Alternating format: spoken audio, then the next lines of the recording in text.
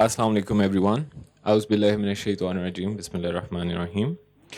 In the introductory session, we have three keynote speakers: Dr. Ijaz Nabi, Jahanzeb Khan Saab, and Mohammad Denise. Dr. Ijaz Nabi is the country director of the International Growth Center and the executive director of the Consortium for Development Policy Research. He's also a professor at the Lahore University of Management Sciences. He has worked at the World Bank for 22 years, focusing on areas that include Korea, Mexico, Malaysia, Laos, and Myanmar. He has published extensively on economic growth, investment, finance, industrialization, trade, and labor markets. Then we have Jahanzeb Khan Saab.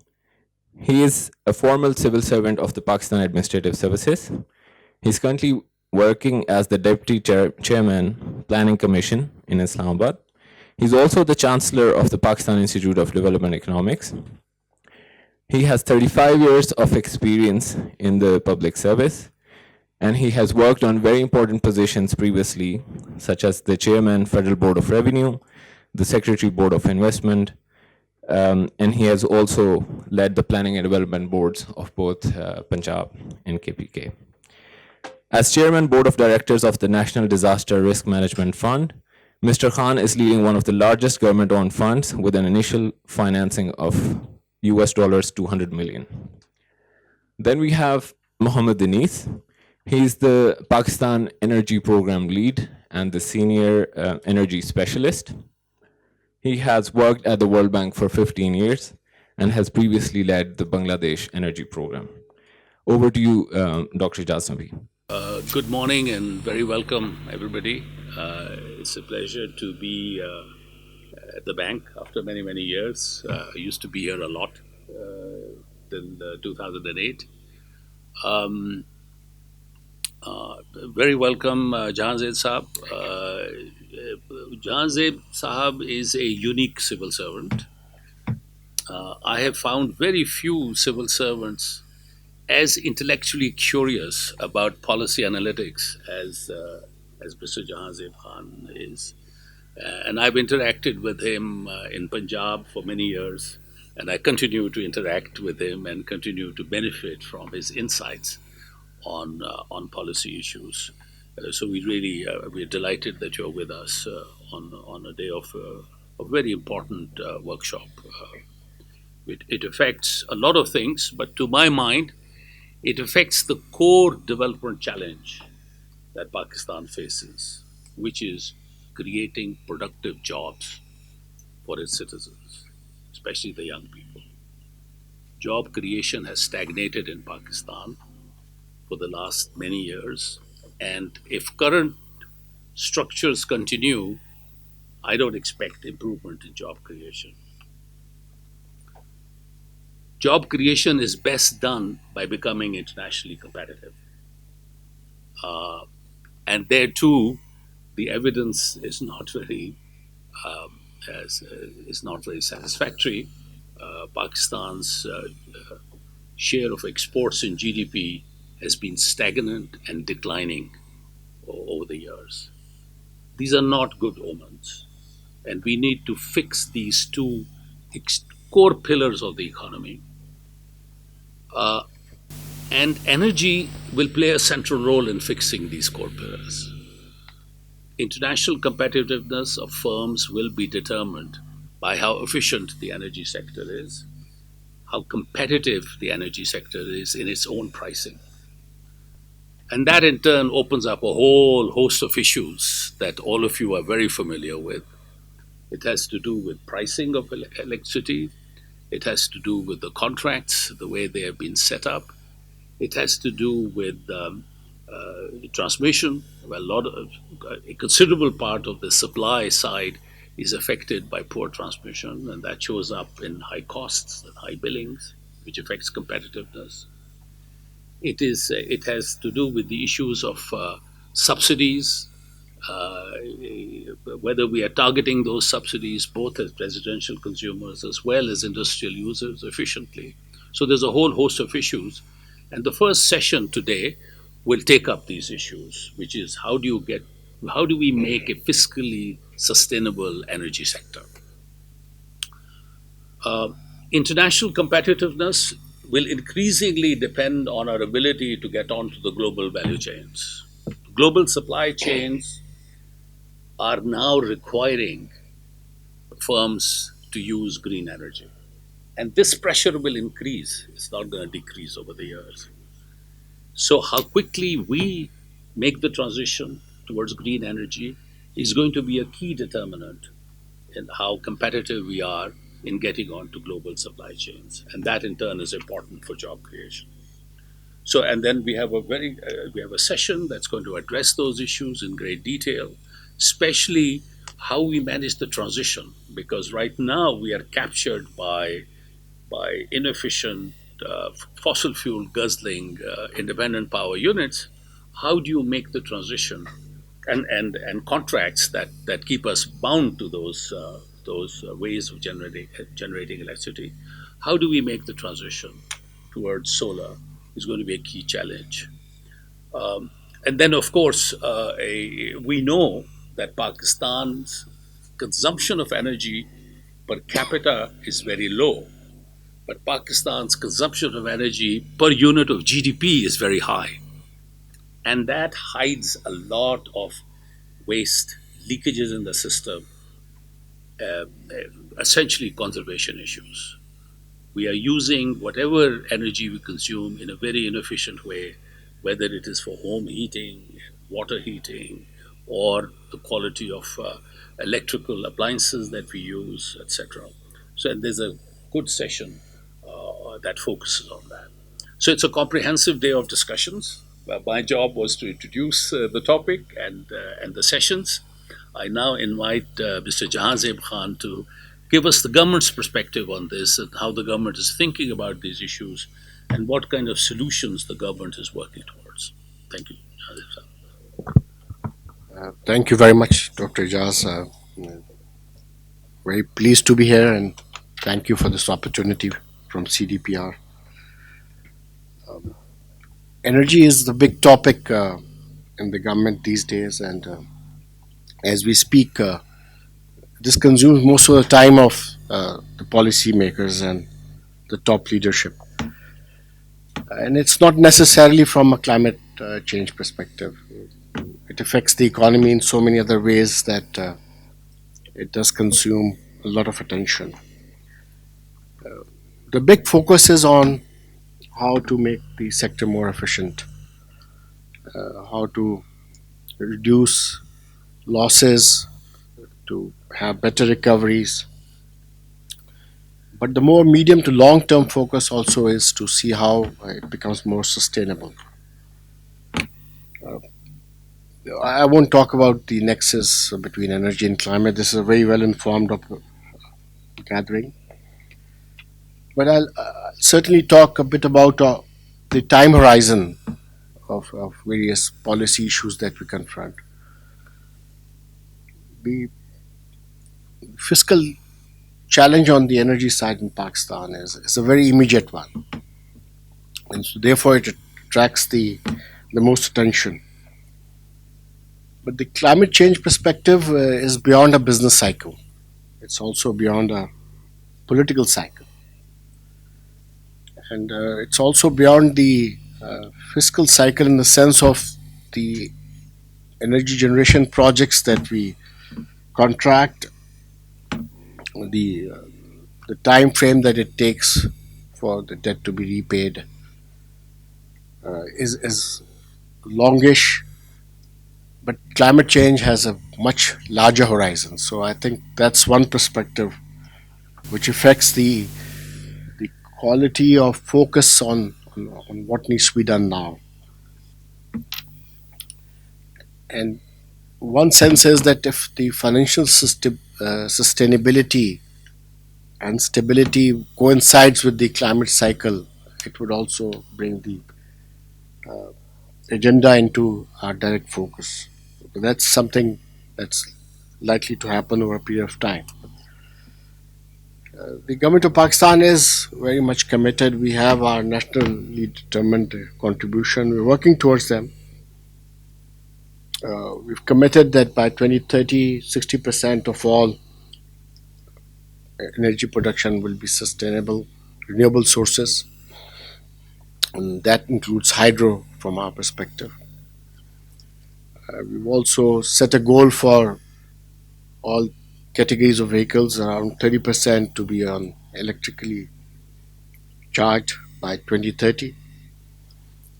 And there is a moratorium on new coal plants, particularly imported coal. So some of those contributions we're committed to.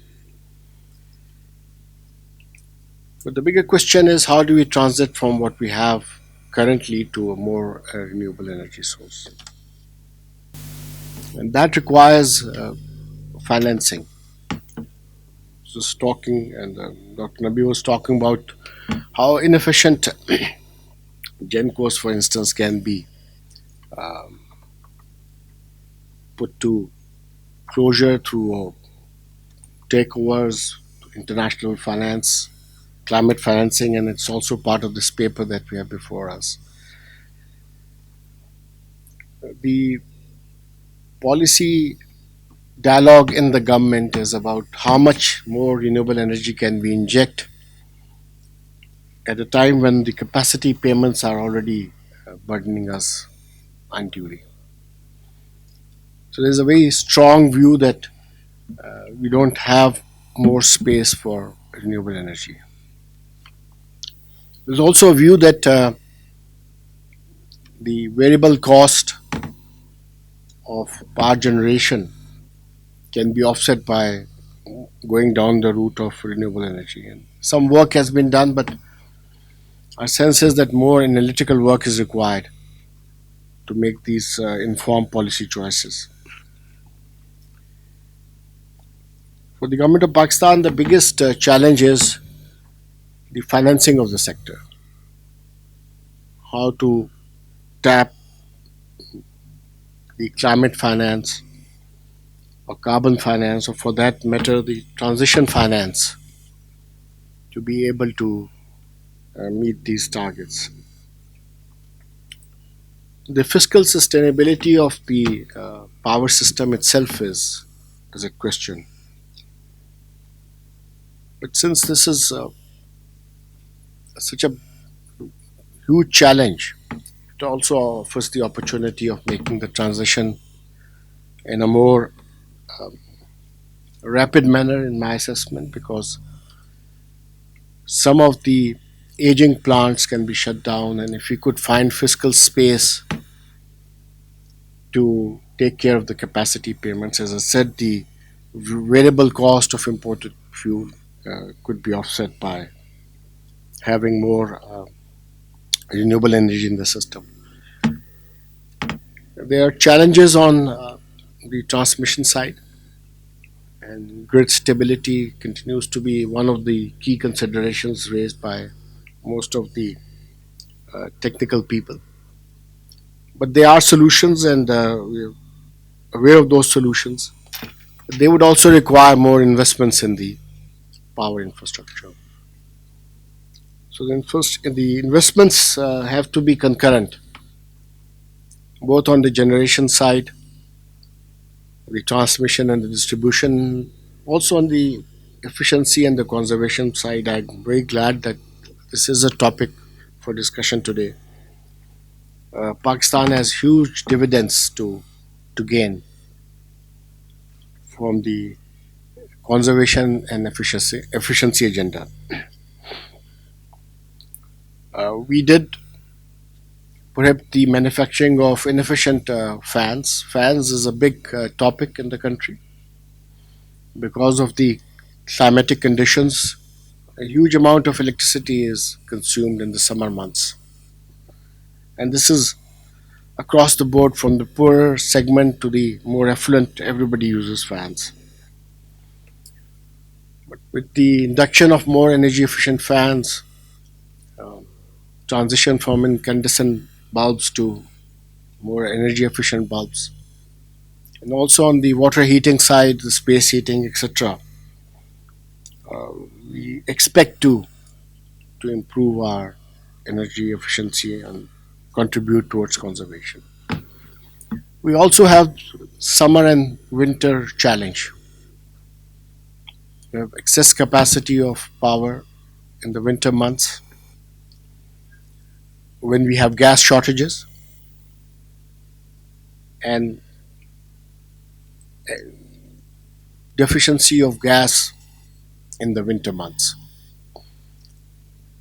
So, to look at the energy sector in a more composite manner is also something which is urgently required, and therefore we're continuing to bring more convergence between the power sector and the petroleum gas sector, and not only petroleum and gas, but also other sources of energy such as biomass. And then I did mention the conservation and efficiency side of it. So, while the topic of today's discussion is extremely important to look at how the power sector would be fiscally sustainable, there are difficult policy choices of using the other sources of energy that we have, such as systems gas, which is now less in quantity and depleting, but still could be used to generate electricity rather than to be used for other inefficient purposes. That's a difficult policy choice. Households demand gas for, particularly for cooking, and it's become a big demand, particularly for during election period. There's a great rush to provide gas, and we don't have gas. So import of LNG is not sustainable. So a transition towards having one source of energy for the household, which is clean, which is affordable, reliable, and meets the sustainable development goal, has become hugely important. And this requires a radical transformation in the way we are looking at the sector. This is part of the debate that goes around almost daily. All of this won't be possible without having the investments that are required. I think that's the elephant in the room. As we all know, we are very challenged fiscally, deficits which need to be redressed. We are going to be in a fund program to manage our fiscal side, and we have current account deficits which are exacerbated by import of energy. So it's very much linked with the central issues that confront the economy and the society itself. So I hope that this very important dialogue, and I compliment Dr. Jaz and his team and this CDPR for taking up this agenda, and also the whole World Bank for hosting it in their premises. Since this debate is raging within the government as well, so request you to give us very pragmatic and doable solutions, but over a period of time which takes us down this route of transition. As I said, which is beyond the fiscal cycle, beyond the political cycle, and meets with the climate horizon. Thank you very much.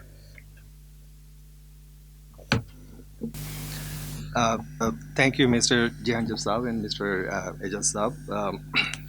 I welcome you all at our offices, and a bit apology from both our country director and operations manager. They both wanted to be here, but unfortunately, our regional vice president is here, and they had to meeting. They had to attend an important meeting with them. Um, so, a bit from the bank perspective, much has been already said by both of our distinguished speakers. But bit from the bank perspective on the subject, you would all agree that poor management of the power sector has been a persistent issue, leading to significant challenges to country's economy and its citizens. High generation cost, as has been mentioned by both of them, together with the lack of investment in both the transmission and distribution sector, has been plaguing the system.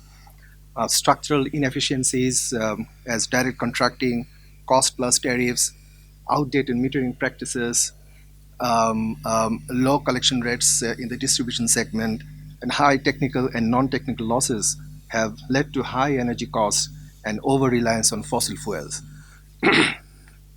As a consequences, we're seeing power shortages and an inability to recover cost that is leading to a that is leading to a lost economic output of more than $8 billion per year. Fiscal liabilities in the energy sector is continuing to increase. Circular debt, as you know, in both the electricity and the natural gas sectors accumulates rapidly. In January 2024, the energy sector CD stood at about PKR 2.6 trillion, which is significantly higher and is growing rapidly as well.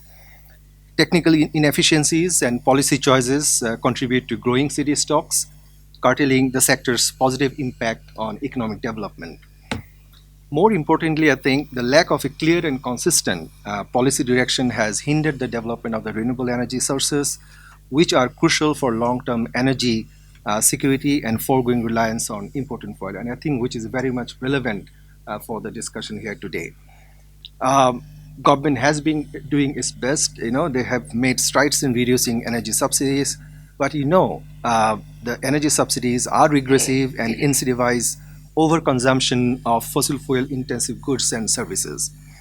Subsidies for agricultural tube well operators and fertilizer producers contribute to fiscal liabilities in the sector and crowd out the important growth enhancing investment in both physical, social, and human capital. Protected tariffs have kept energy affordable, but maintaining low tariff has become fiscally, socially, and environmentally unsustainable as well. So what needs to be done? As most of you would agree, that there is an urgent need for comprehensive reforms to ensure reliable and sustainable energy for Pakistan's growing population and economy. Um, we need to continue to wind down regressive subsidies. This will simultaneously provide a positive revenue impact from the elimination of energy-based tax expenditures, protect low-income households from higher energy prices with means targeted cash transfers partially funded from the subsidy savings and foregoing tax expenditures, introduce private sector participation in the management of the power distribution, which Mr. Jahanjit Saab is the chairman of the committee who have been looking at it, to improve the efficiency, quality of service, and consumer satisfaction. A major policy shift to capitalize on renewable energy potential is also required. This includes increasing the use of renewable energy sources over time, which will reduce generation cost and minimize environmental impacts. Strengthening and expanding the transmission network is also key for successful integration of renewable energy. You would know that a lot of the wind power being curtailed in the private sector due to the bottlenecks in the transmission sector. Pakistan must invest in the transmission grid in order to meet its goal of transitioning to a system with 60% renewable energy target. And there is a dire need for external capital mobilization for the transmission sector.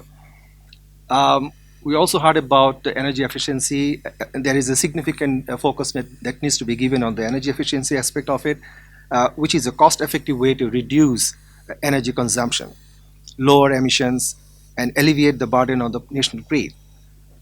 One study says that there is a 13% reduction in generation cost and $2 billion savings is possible from such reform.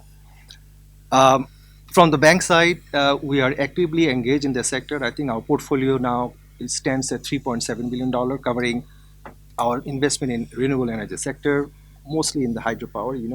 We have a significant investment in Dasu and Tabal hydropower as well. We have investment in solar power generation. We have investment in transmission networks. We have regional power. You heard about the CASA 1000 to import from renewable energy sources from Tajikistan and Turkmenistan to the Pakistan and to Afghanistan. So we are committed from the bank side to remain engaged in this important sector and do our best to address most of these critical problems that the country is facing. I think let me stop here and probably let us organize it to start the discussion on this. Great. Good morning, everybody. I'm Tim Doberman. I'm the Director of Research for the International Growth Centre IGC, as well as a Research Fellow at the London School of Economics. And before we dive into the first session on the fiscally sustainable power sector, let me set some structure and objectives. So the structure will be that we'll have Dr. Faraz Hayat first present a very brief overview for about 20 minutes. He will provide basic context, which I'm sure you're all quite familiar with, as well as raising some few initial ideas. I won't call them solutions, but ideas, with the idea to spark a discussion with this group. I think what we want to then do is after his presentation, we want to quite quickly turn over to you to have an open, honest, frank discussion about what is practical, what is feasible, and both in the short term and in the medium to long term. So I will be moderating the discussion afterwards, and I'm looking forward to hearing many interesting ideas. So perhaps I'll, with that, hand over to Dr. Faraz Hayat. He is a postdoctoral fellow here at IGC Pakistan and is affiliated with the London School of Economics and University of Chicago as well.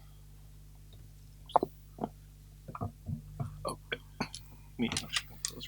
Is this working? Yeah. Audible? Okay, great. Hi, everyone. So in the interest of time, I'm actually going to be covering a few of the topics. I won't be actually able to cover all the problems in the power sector there. Otherwise, we'd be here for days. But I'll try and focus on a few key ones that I identified where I think I had something meaningful to say. So let me actually, where's the clicker? So I just want to first set up some of the context and then delve right into some of the suggested solutions, I guess. The first fact is that electricity in Pakistan is super expensive and it is of low quality.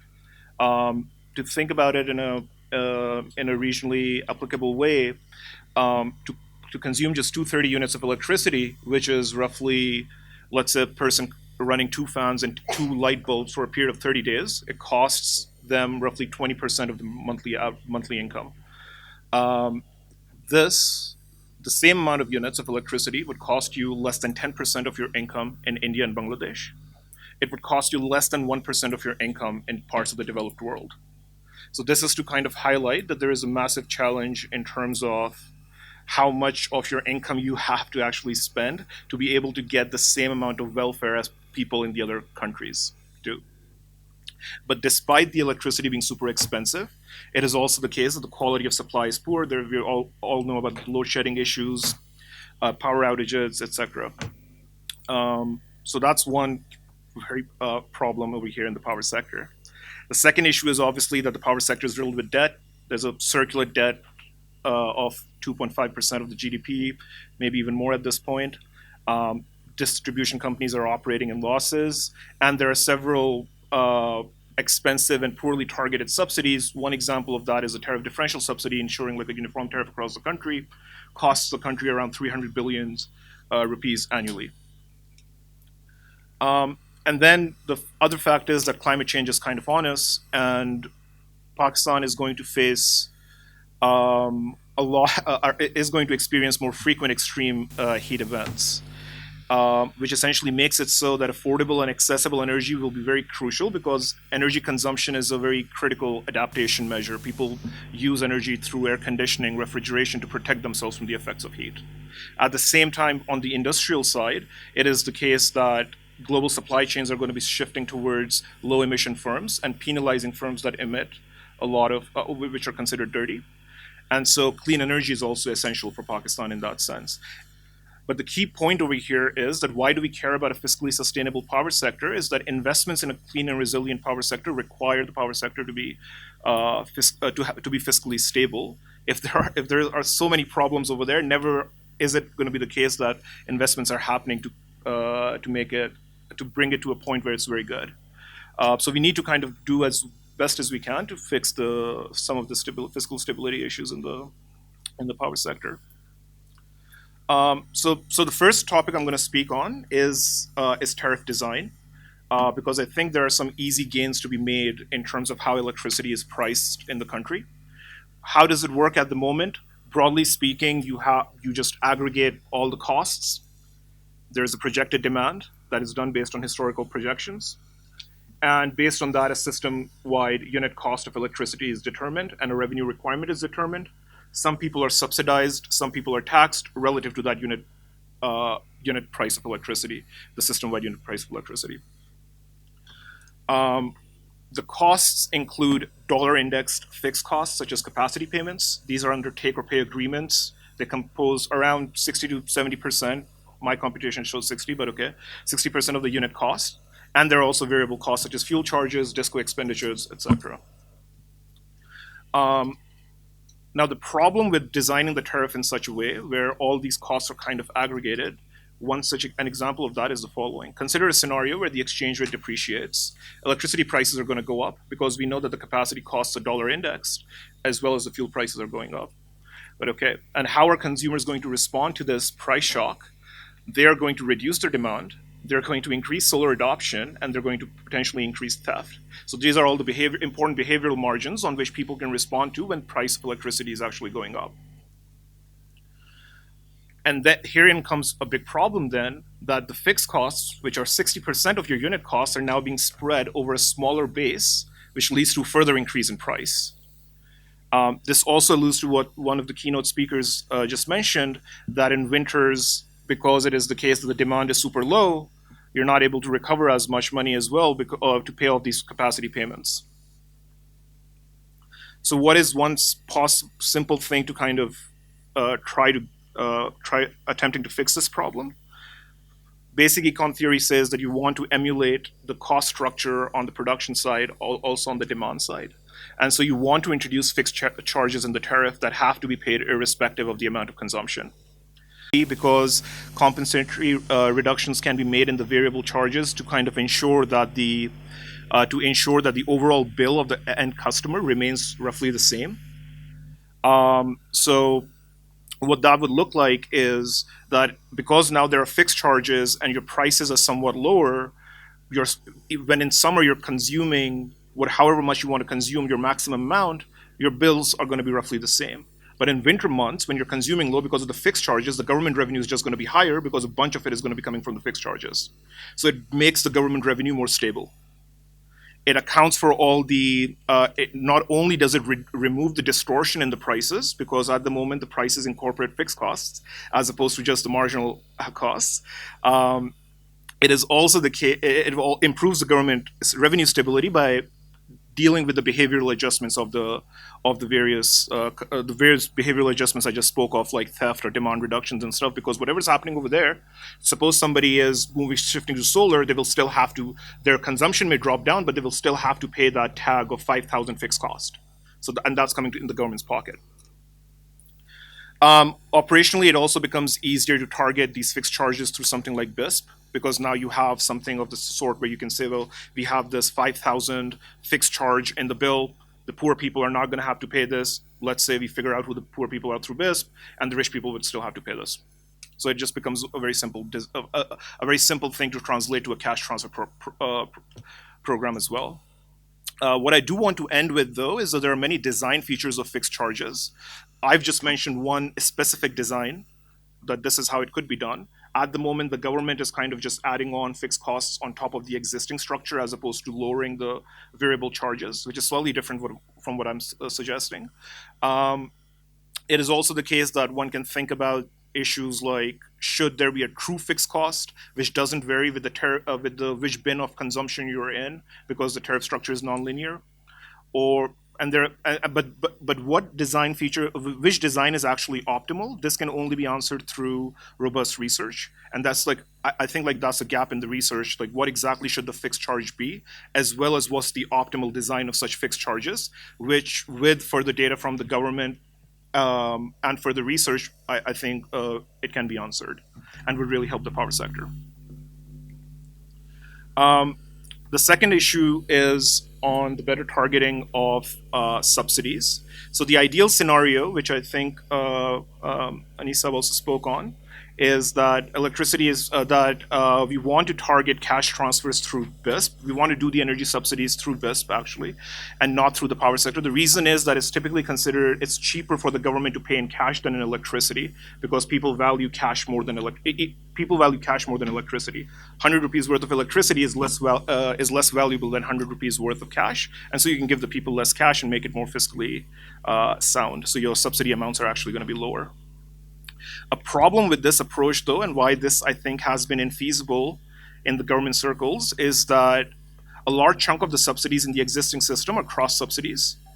They're not explicitly budgeted and paid through, whereas if all of this is moved to BISP, then it will be the case that the government will have to finance this out of pocket as opposed to charging some customers for and paying their using their revenue pay the other customers. So that's, I mean, I think that's like a policy question. That's the ideal scenario. We should still move towards cash transfers, but a possible intermediate solution here to kind of get at some of the advantages of BISP while also not, and also solving this, not delving into this issue of where the money is going to come from, is to just determine the protected status as per BISP. This is something that is this is something that should be easy to do. It will not be something that it will again not run into this fiscal challenge that I described just above. The key idea at the moment is that in the current tariff there are these protected customers, and these protected customers are defined as protected based on their historical electricity consumption. I think the criterion at the moment is that the maximum consumption you have in your past 6 months has to be lower than 200 units. But BISP, in my opinion, is probably likely to target the poor much better because of several issues in the power sector. For example, multiple metering issue.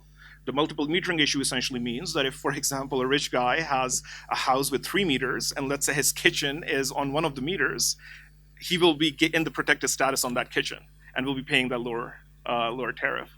And BISP is going to eliminate, targeting the protected status through BISP would eliminate this issue while also not running into the same problem of the fiscal challenge that I described above, where the money has to be rebudgeted and stuff. So this is like, again, like a very simple, easy solution I think that can be done to just better target the subsidies, because it gets all the advantages of BISP and can be like an intermediate step to move towards scenarios where a BISP is becoming more actively engaged, kind of like the ideal scenario. There is this issue of tariff differential subsidies. This is a very politically charged issue, so I just want to emphasize over here that that the policymakers should just keep in mind that the opportunity cost of this tariff differential subsidy is very large. It costs the country around 300 billion PKR annually. And just to kind of give an example of how this money could alternately be used, it's 300 billion annual, net present value is going to be even much larger. And so this money, for example, could be used to retire old power plants. Which are there to reduce the generation costs. So that's one use of the money which is not being made. While at the same time, this tariff differential subsidy is causing misaligned incentives where non-peers are essentially getting subsidized by paying customers. So, but again, this is like a political issue, so I think I'm not going to spend much more time on this one. There is the other issue of electricity theft and collection losses, which is very important. Actually, I think this is like the root cause of a lot of problems that are happening in the sector. And an issue is, based on my computations, I think like out of 100 units of electricity that are sold, roughly 25 to 28 units are just lost due to theft or non-repayment. My apology for not being able to stay longer. This is fascinating. But before I leave, it's a very commendable and very analytical presentation. From our perspective, a couple of things which on the policy side, and I hope they'll be discussed later in the day. I'll just pick up on this issue of tariff differential subsidies. We have raised this with the areas, and incidentally, as it happens, the discos which are not performing well are based in mostly in 3 provinces, minus Karachi. It's Sindh, Khyber Pakhtunkhwa, and Balochistan. And on a relative scale, the Multan company also doesn't perform as well as others do. But then the question that comes back from the provinces is that Balochistan would like to have power generated exclusively on gas, and they don't want expensive power from other sources that the country needs. Khyber Pakhtunkhwa talks about only hydropower, and now that they have gas as well. So this whole idea of having a national grid is a policy question, and then not to have these differentials because there are differentials on the generation side as well. Sindh has a lot of endowment on energy sources, while the consumption centers are in the center of the country. So those are the questions which vex the policymakers. While it might be pretty straightforward as a mathematical question of spending 300 billion on buying power, I hope you'll address some of that. But one of the things that we have been thinking about is how to have more distributed generation in the country. It doesn't make sense to have a very large nationally integrated grid for, say, Balochistan, where the distances are very large and power supply could be unreliable even if you have a nationally integrated distribution system. So that's just one dimension. But also on the issue of uh, the tariff, the design of the tariff, and I think that's a very important point that you raised. Uh, the power tariff is being used to as a poverty alleviation tool, so to speak. And BISP, while it has very good data and it has good mechanisms, does not cover a large section of the population, which is also on the. So when this is presented as a policy choice, the question always is that there would be a large segment of society which would not benefit from it. It's not to say that this is not the right way of doing it, but we'll have to design something better. But on the point of having fixed charges, I think that's an excellent point. We are subsidizing the domestic sector while uh, giving unsustainable and high tariffs to the industrial sector. And some of this work was done a couple of months back to see how even a limited fixed charge could offset some of these losses. Unfortunately, the fund didn't agree to it, even though the the equation was equal. And they had a very interesting argument. The argument was that you're recovering the fixed charges from consumers who are already not good consumers. They don't pay. So while the industries pay and you get a certain amount of revenue, if you were to load them with fixed charges, those consumers who are not the most efficient paying consumers, you'll eventually have lesser revenues.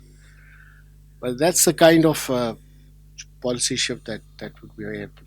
I really feel at a loss that I would not be able to benefit from such a excellent discourse, but I'll look forward to the reports and I'll make use of it.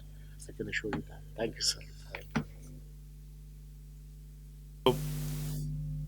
So on the topic of so another important issue over here is obviously the electricity theft and collection loss issue, and where out of 100 units of electricity sold, roughly 25 to 28 units are being lost to theft or non-repayment.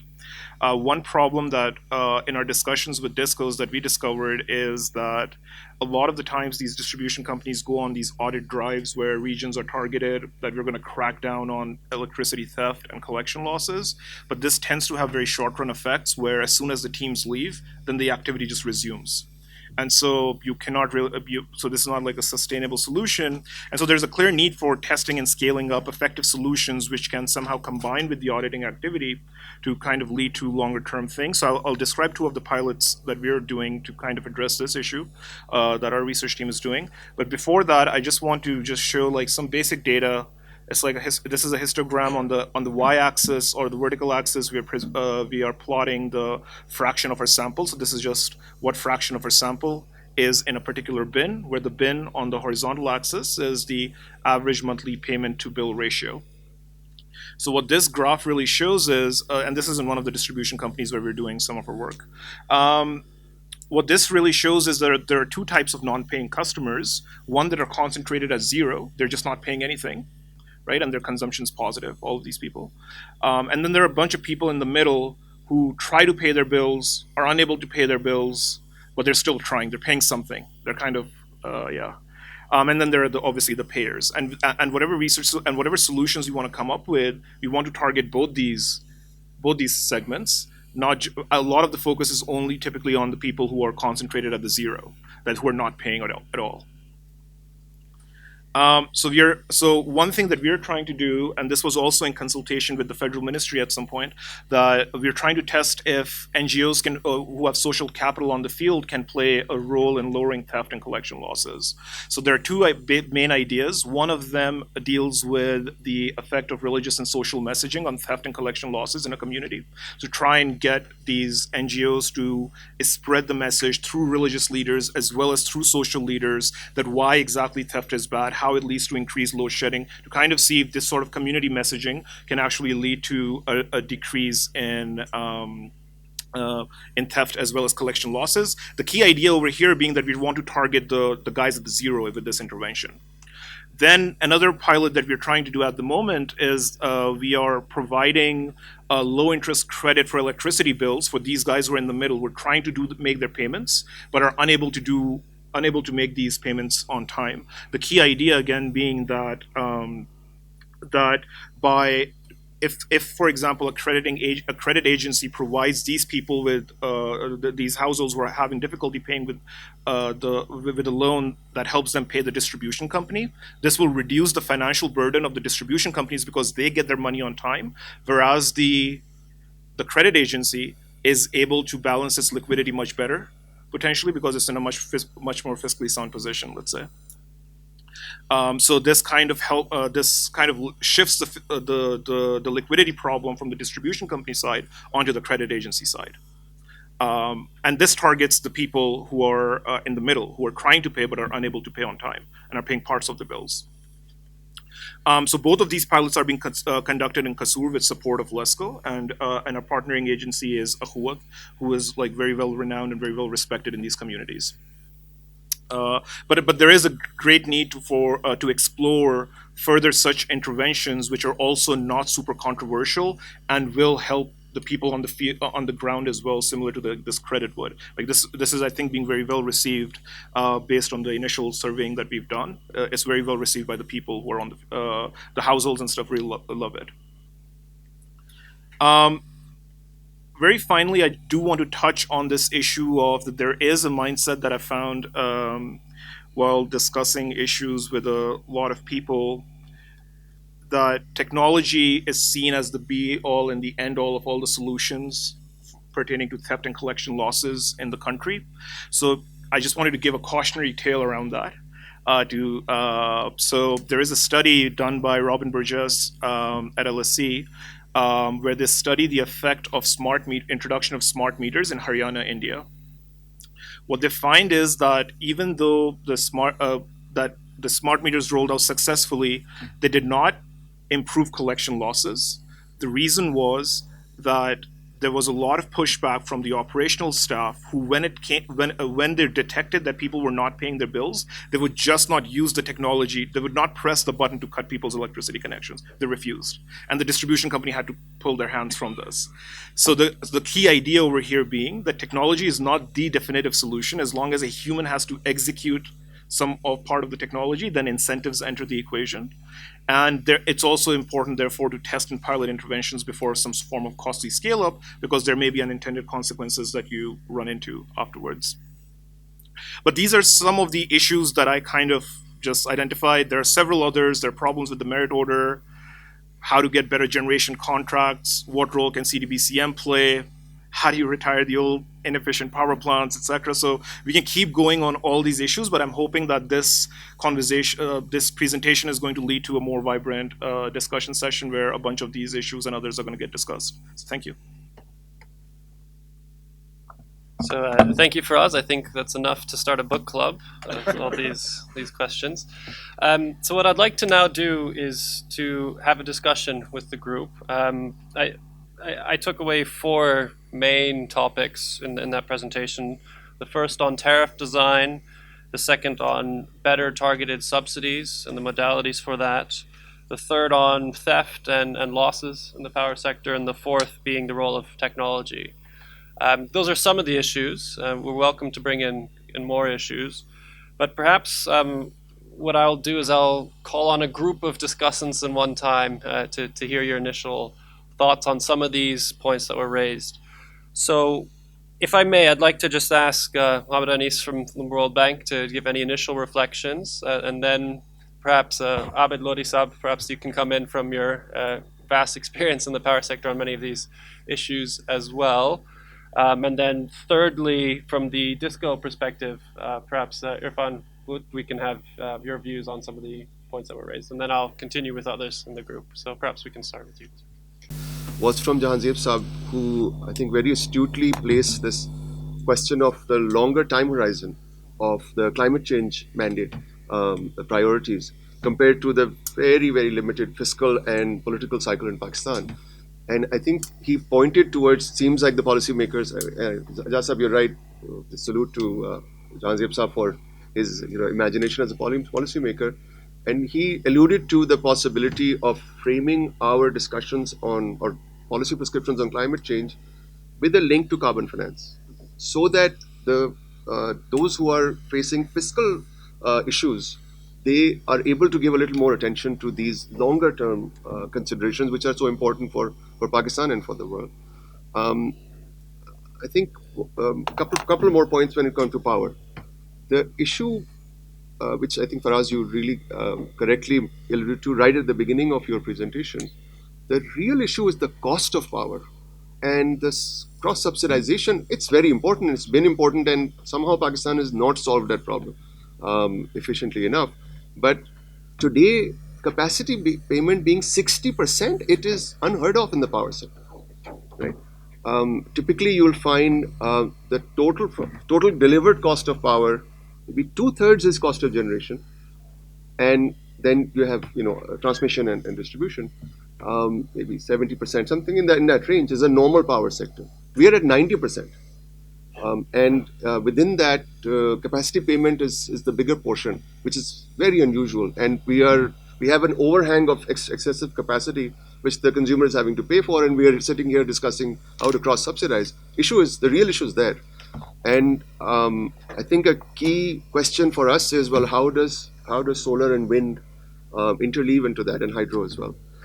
Finally, I really agree with you on how you've cautioned everyone about the role of technology and how it can create a sort of mirage. And in working over the years, Saqib knows a lot more about how the folks in the public sector distribution companies think about solving these problems versus how folks in K-Electric, maybe K-Electric is not the world's best utility, but they have a very different approach.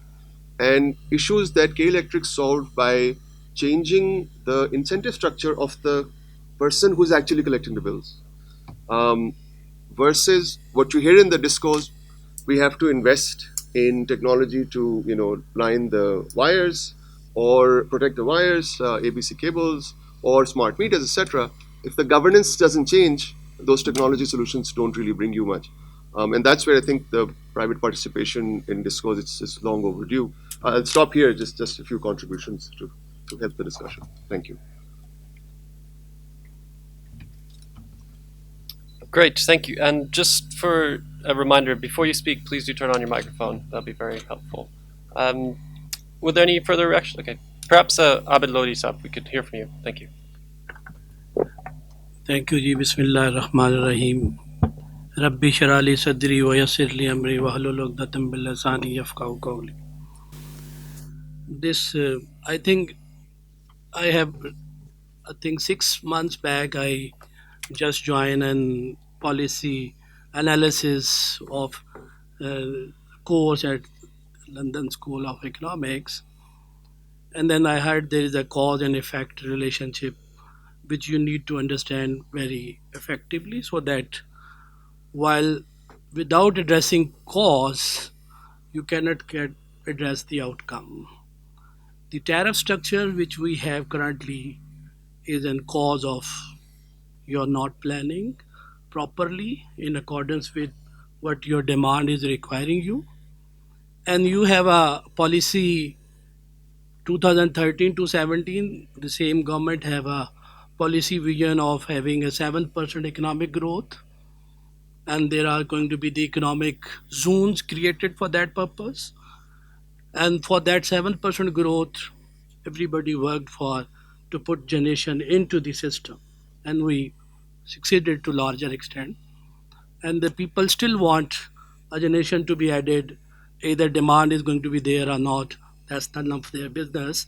As Jahazib Saab has very said, there are competing vested interests from every provincial entities also, without looking if they are going to meet the demand of the national basket, and they keep putting the power plant as they want to put that ones, and which further aggravate the cause of having high cost, which is 88% is the generation cost in all of the whole supply chains. The one is, if you will not address the integrated thinking at the policy level, that will never reflect on the consumer side in terms of paying the cost. Either cost is going to be paid by a fiscal people or to the consumer who are consuming that electricity. And for that, you have to exercise the policy choices which we are talking about. The point is where to start now is us putting a tariff structure in over time is going to be a solution. Yes, but fixing it in a day, it's not going to be a solution, right? So let's have a something I have never seen now, because I was working in CBPA and I was keep doing all these analysis. So there is a requirement that you should have a 5 years clear financial model ready with all your projections and what are your cost choices which you have already put in, and how you first manage the really poor people and the people who are contributing, generating employment, as Ijaz have said, the industries. So let's have that cash clear 5 year plan, which we have already, I think, in the National Electricity Plan, there is an already a mentioning of these things, but the implementations where we always lack, that needs to be done. And along with that, see, for 5 years we are not going to increase any pata. Let's have a target on the policy level. We are not going to change any tariff.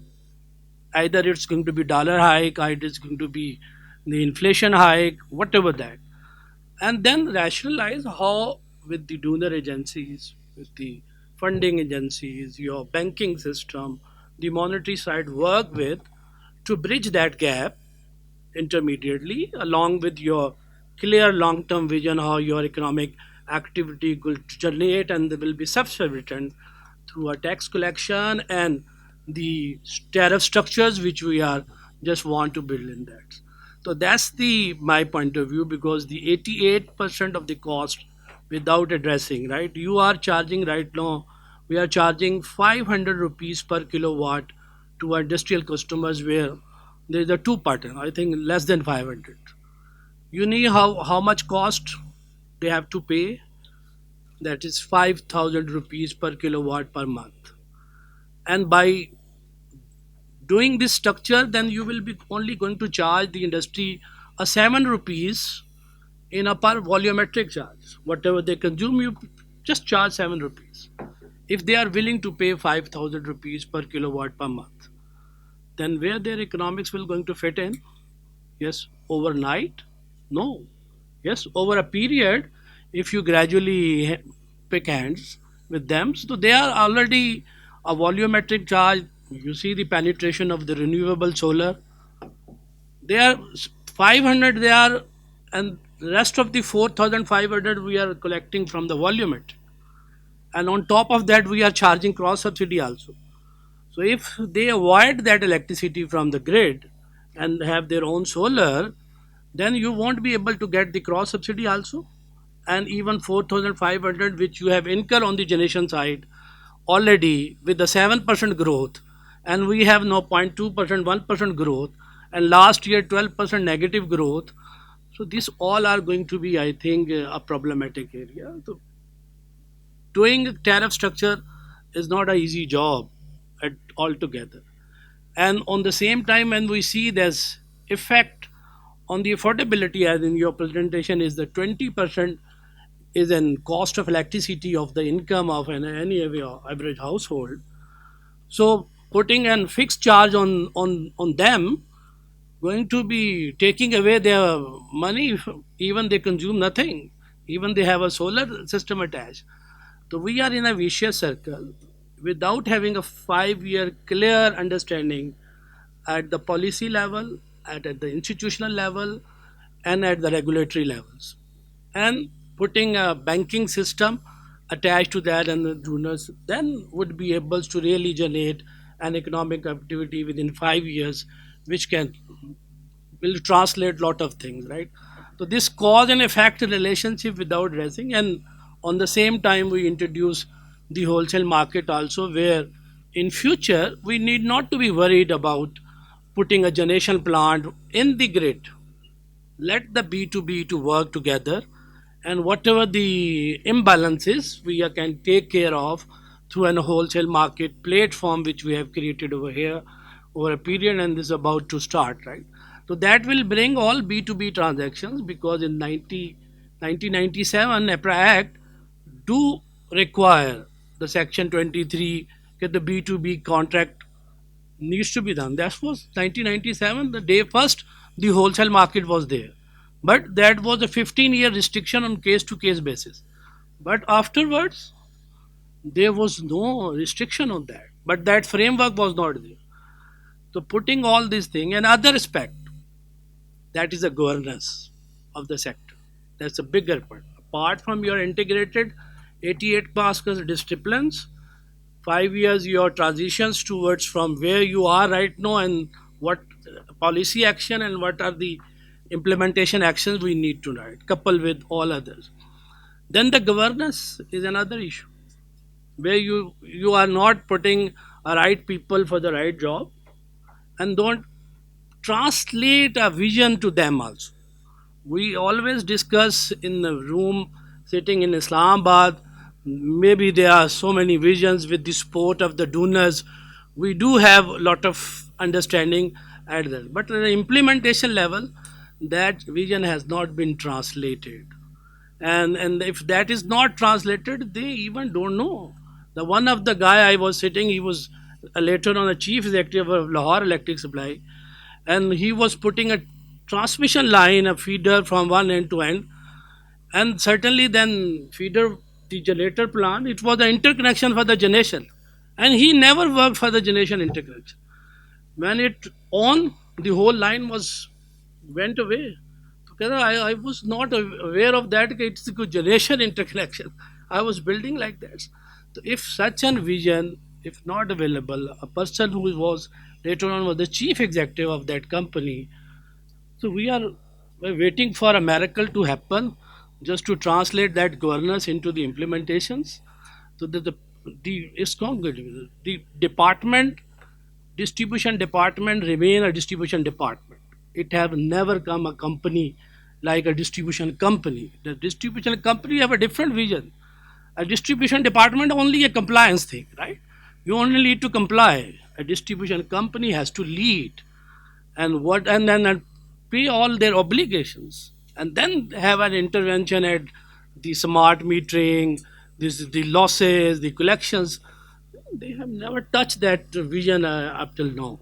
So yes, the solution is a long outstanding, which is bring a public-private partnership and a privatization into the whole game, and then you will be able to really translate something tangibly with that intention. Because if we will not break the meter reader and the lineman and the line axion and then SDO and then chief engineer and then the chief executive, all are the same people, and they all chain protect each others for all inefficiencies and all corruptions which are doing it. We never inducted, the SDO is being hired only Initial hiring is only for the assistant manager. Rest is all promotions. You never allow people to come in and to challenge, have a different idea of coming in and then making a difference. And that I tried in CPPAG is a case study for the public sector. The people process technology. It is a vibrant organization right now. The people you talk to them, they know what their business is. They know what the economy requiring them. They know what the policy choices are. They are bringing every analysis on the table. Happen in the 3 years. Nothing you need not to be worried about. You have to spend 60 years for an organization to turn around. If you have a clear vision, you believe on the people, you believe on the building the processes, and then you can deliver the value. And the cause and effect relationship in all your decision is very must. So I can keep adding, but let's give a floor to others also. There are so many things which I can talk about of my 33-year experience, but let's now focus on these key issues. Thank you. That's a lot of food for thought and very interesting ideas. So we'll certainly love to hear from you later in the discussion as well. Perhaps we can now turn to the disco perspective. So if the DG would like to have some comments, please.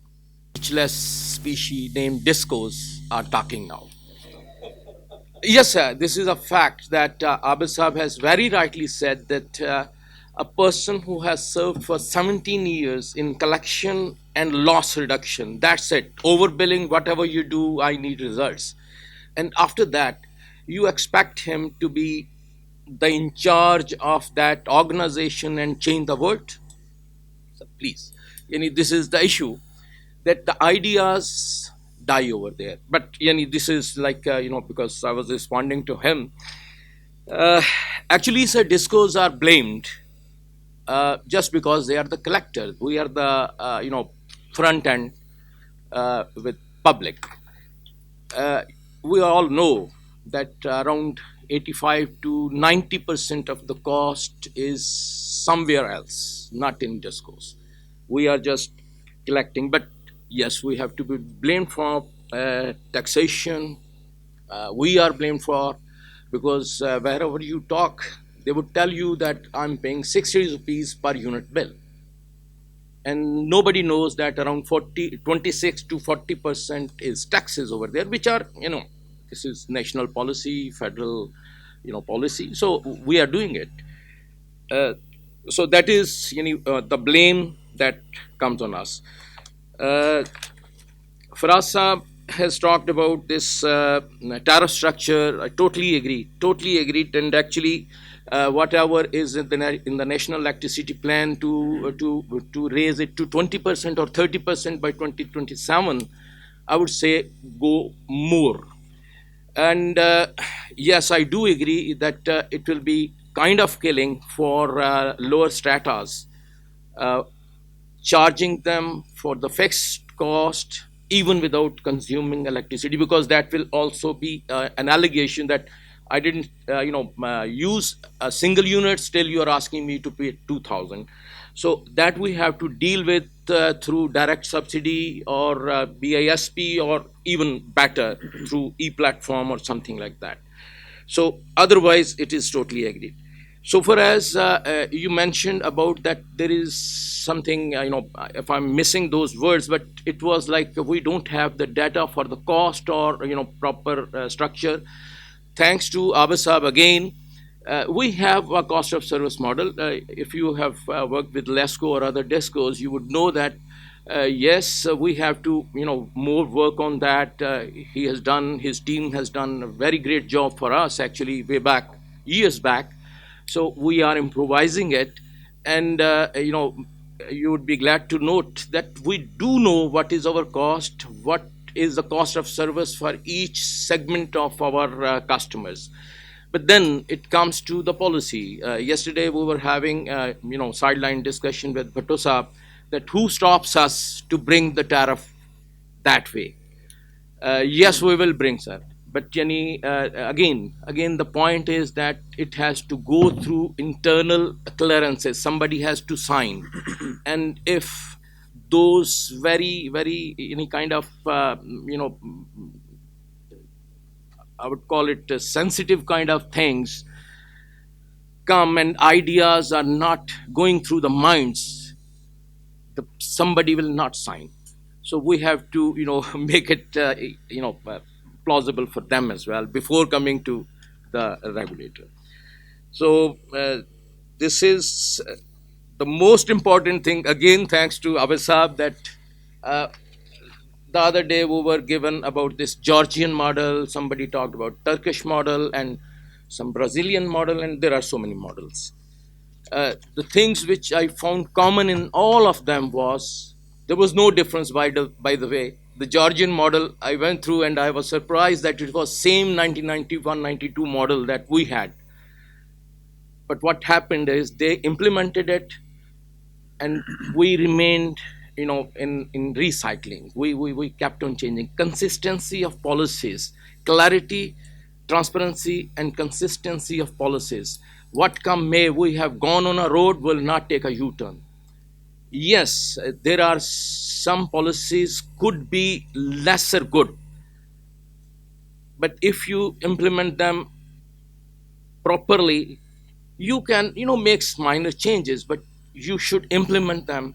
So that is basically, because I'm not touching the climate change, because that side is actually haunting us now, because of solarization, massive solarization. Right now we are having around 13% of our average demand gone on to solar cell net metering, sir. This is that level. They are taking away my demand on one side, and on the other side, they are not paying me anything. So this is two-way. I won't. They have invested. They have been spent their money. So it is again a political thing to say something against solarization. We are not against solarization. We are in favor of planned, proper, well thought out solarization. It should be. It should be, because this is clean. But I don't know is it is this way, it is sustainable or not, because sustainability is not cost reduction.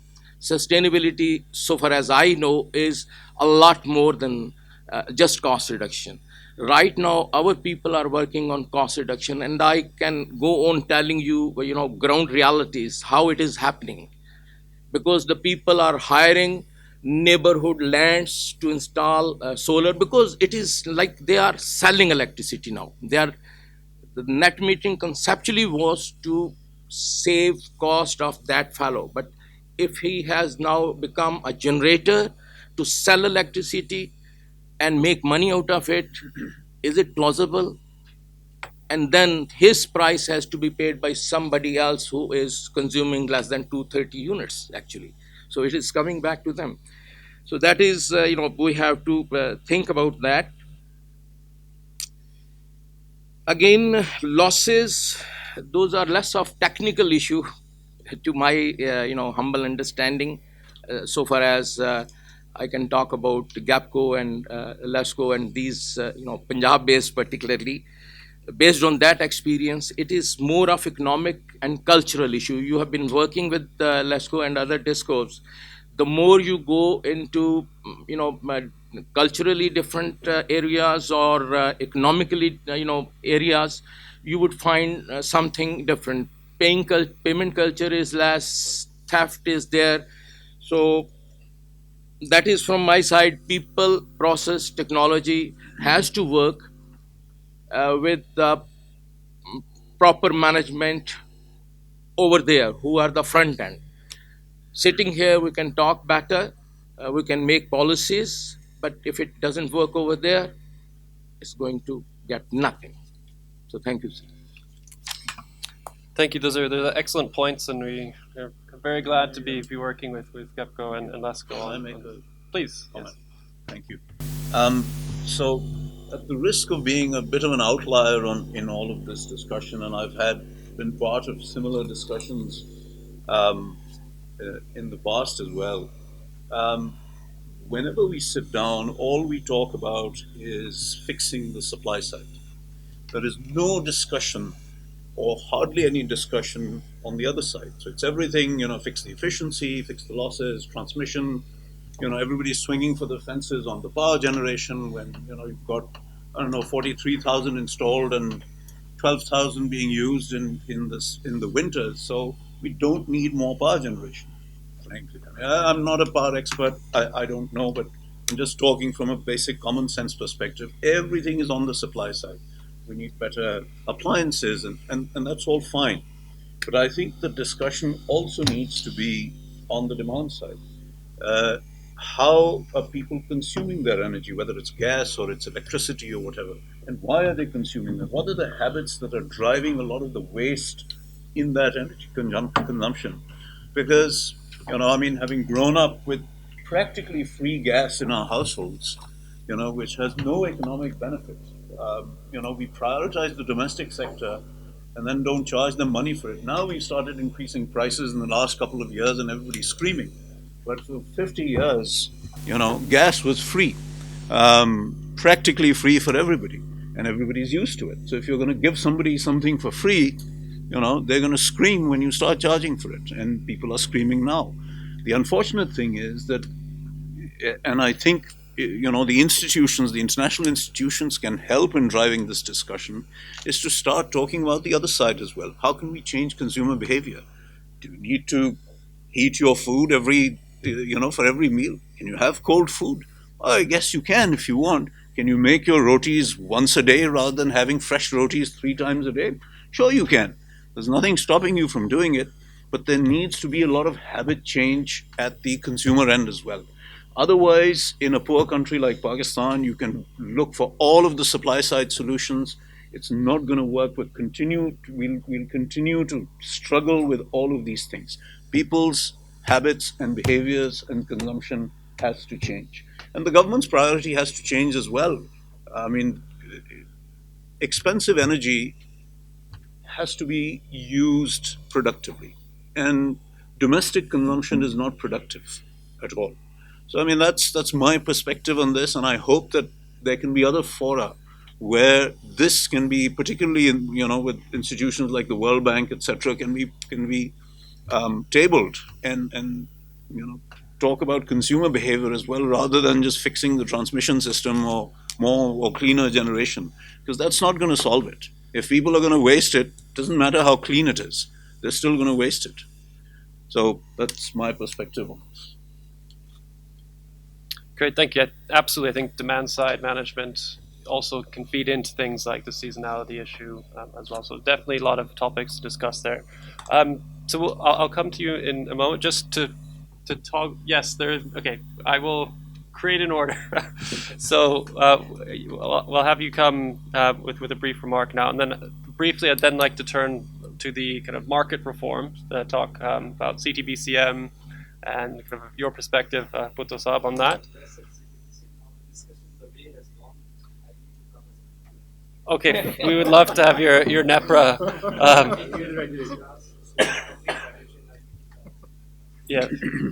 So we'll have the NEPRA perspective, and then I'd like to bring in Sardar Saab from DG Nika to come in from his side as well.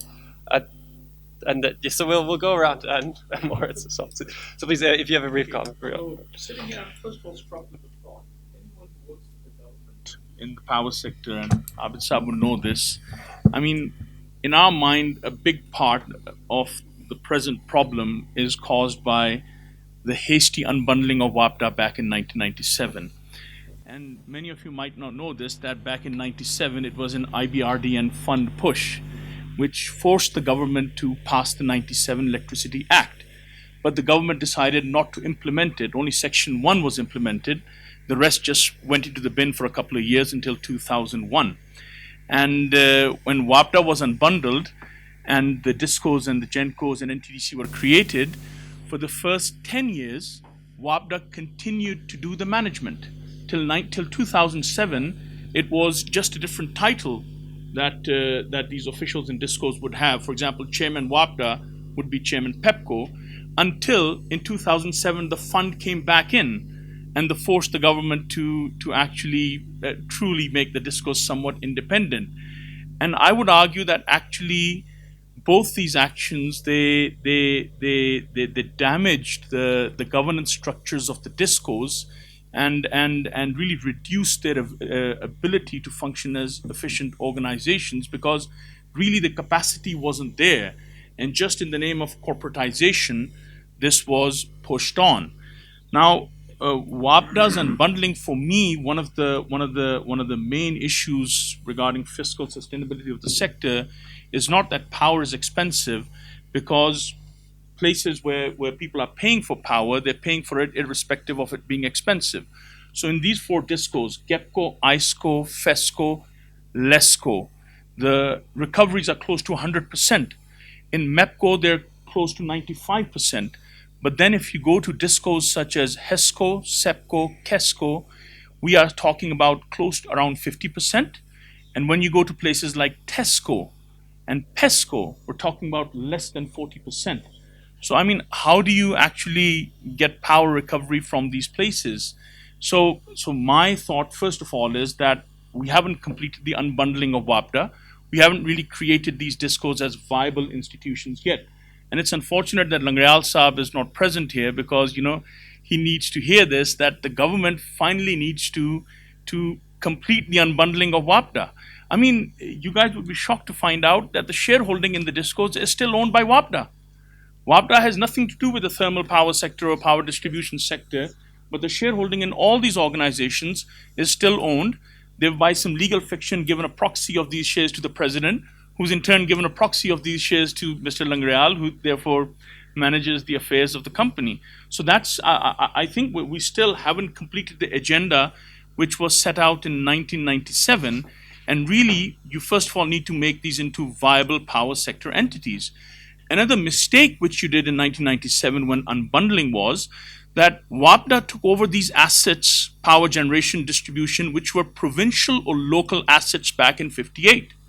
But in 1997, no thought was given to this, that why should the federal government take all of this on itself? So even back then, people in the power, in the planning division suggested that, look, we have to have something as above the line item, otherwise the federal government is just going to be saddled with massive debt. But unfortunately, back then people in the government wanted to concentrate power in their hands.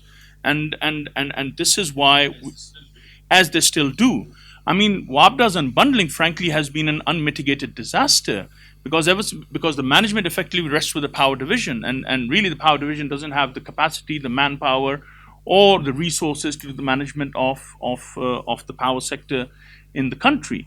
So my first view is that you have to complete properly the unbundling of the WAPDA, and then think of the next stage. So last year, I was part of a committee which was deliberating whether we should transfer them to the discos. So apart from Sindh, none of the provinces wants the discos. And now the new big idea is that we have to, through the P3A, bring in managers, basically, to give performance-based contracts to private entities. I'm not sure how viable that will be either, because, as I said, you first have to complete the corporatization process before you start thinking of what you're going to do with these companies, because then you can either privatize them, and even then, the big issue is that the assets are still owned by WAPDA. And WAPDA has now become very bullish in the past few years, and it's not willing to give over the assets. For example, FESCO is fighting with WAPDA over assets, land assets, which WAPDA was supposed to hand over to them 23 years ago. But WAPDA has now decided, well, we want a chunk of these back, because all of them have become commercial properties. So I think that to get this culture of recovery in, you have to make this into proper corporate entities. Because I was in Quetta for a case recently for KESCO. In Quetta, they still refer to themselves. I'm talking about the CEO of KESCO. When he's picking up the phone and talking to someone, he says, "Main WAPDA se baat kar raha hu." So in places like like Peshawar, they still think of themselves as WAPDA. They still think that they're an authority. There's no responsibility for them to actually make recoveries, make money. None of these actually crosses their mind. In these far-off places, that's where they think. But I disagree with you about it being a culture thing. Rashid Saab, before he was Secretary of Power, he did a bit of research, and he found out that the best performing district in Pakistan for power recovery was Sahiwal. Now, in another lifetime, I used to work as a judge in Sahiwal. And Sahiwal ranks the highest on almost all governance indexes. And my theory is because almost everyone in Sahiwal, they're obviously people, Sahiwal is a settled district. So if you go back 150 years ago, Sahiwal was basically nothing. So the government, it brought in the canals, it developed the land, and it gave the people the land. So almost everyone in Sahiwal has received a degree of government largesse for their life to be comfortable. Now, when I go to Kesco, or for example, I recently did a case for PESCO, which was about the Tesco liabilities, the tribal area supply company, the view there is that the government gives us nothing. So it's actually our right to steal power. Because remember, I mean, these discos, it's the aggregate technical and commercial losses. As far as technical losses go, most of them are within their NEPRA developed parameters. So it's actually commercial losses, which are either people not paying for power, but more than that, unmetered connections. So in places like SEPCO, in places like HESCO, 50% of the connections are unmetered connections. That's purely a governance issue.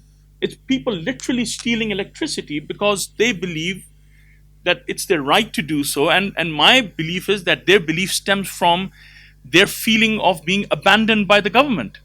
That's not the feeling in Punjab. Hence, all the Punjab discos are well paying. They're close to they touch close to 100%. In fact, when I was on GEPCO's board, on one year we went at 105% because we got money which was owed by AJK government to us back as well. So my view is that for fiscal sustainability, complete the corporatization of the discos, complete the unbundling of WAPDA, get the government out of the management business. The government is managing the discos, the government is managing NTDC, CPPS somewhat less, but even CPPS chairman is the secretary power. It's ultimately it's a government managed company. So you have to get the government out of this. You have to make this into proper corporate entities. That's where it starts. And then the recoveries is a pure governance issue. It goes much deeper, and we can debate whether giving it to the provinces would be a good idea. But I mean, giving it to the companies, which is the idea right now, I'm not sure how that will work, because if you go to Balochistan, where almost 60% of the theft is being done by the agricultural sector. I mean, if you want to go and recover money from a tube well which is running, even though it has a fixed 12,000 rupee charge, you're going to see people with guns over there. So really giving it to a company which has a great corporate structure is not going to do anything to increase recoveries in Balochistan or in Tesco or in places in SEPCO, because you have people who, due to governance issues, are just not willing to pay the bills. So you're never going to have fiscal sustainability unless these governance issues are fixed and people are actually in these three provinces. You make them willing to pay for the power. So the idea was that since the federal government doesn't control the law enforcement and the district administration, the provincial government does. So the provincial government would be more sensitive and would use would use their muscle to make sure that recovery is done. That muscle can't be used by the power division. So again, I'm not certain how effective a strategy that would be, because the provincial government has a lot of political capital in those areas.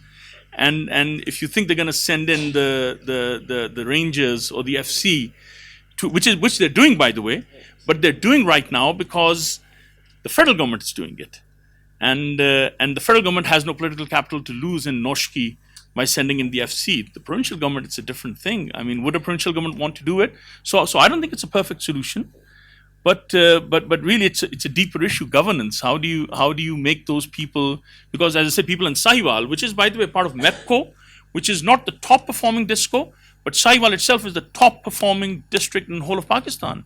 So something has to be sort of said about that. That it's really a much deeper issue than just people thinking it's expensive. I think it being expensive doesn't really is not the main reason. It might be one of the reasons, but when you have unmetered connections as the biggest source of the losses in power, which is basically theft, how do you fix that?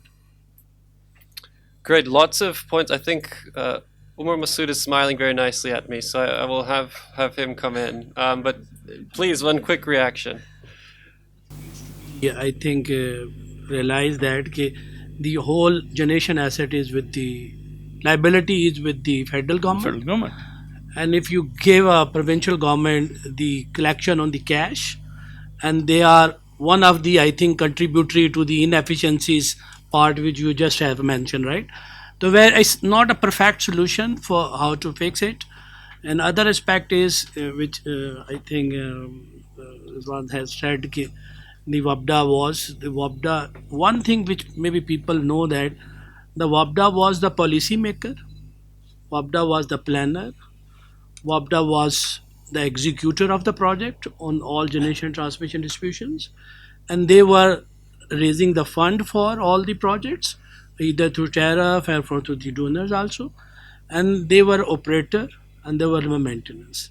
And I like we are sitting in this room, all decision making was like quick. You are a generation guy, you are a transmission guy, you are a distribution guy, you are here, and this whole coordination which I talked about earlier, the integration, the lot of coordination effort is not nowhere there.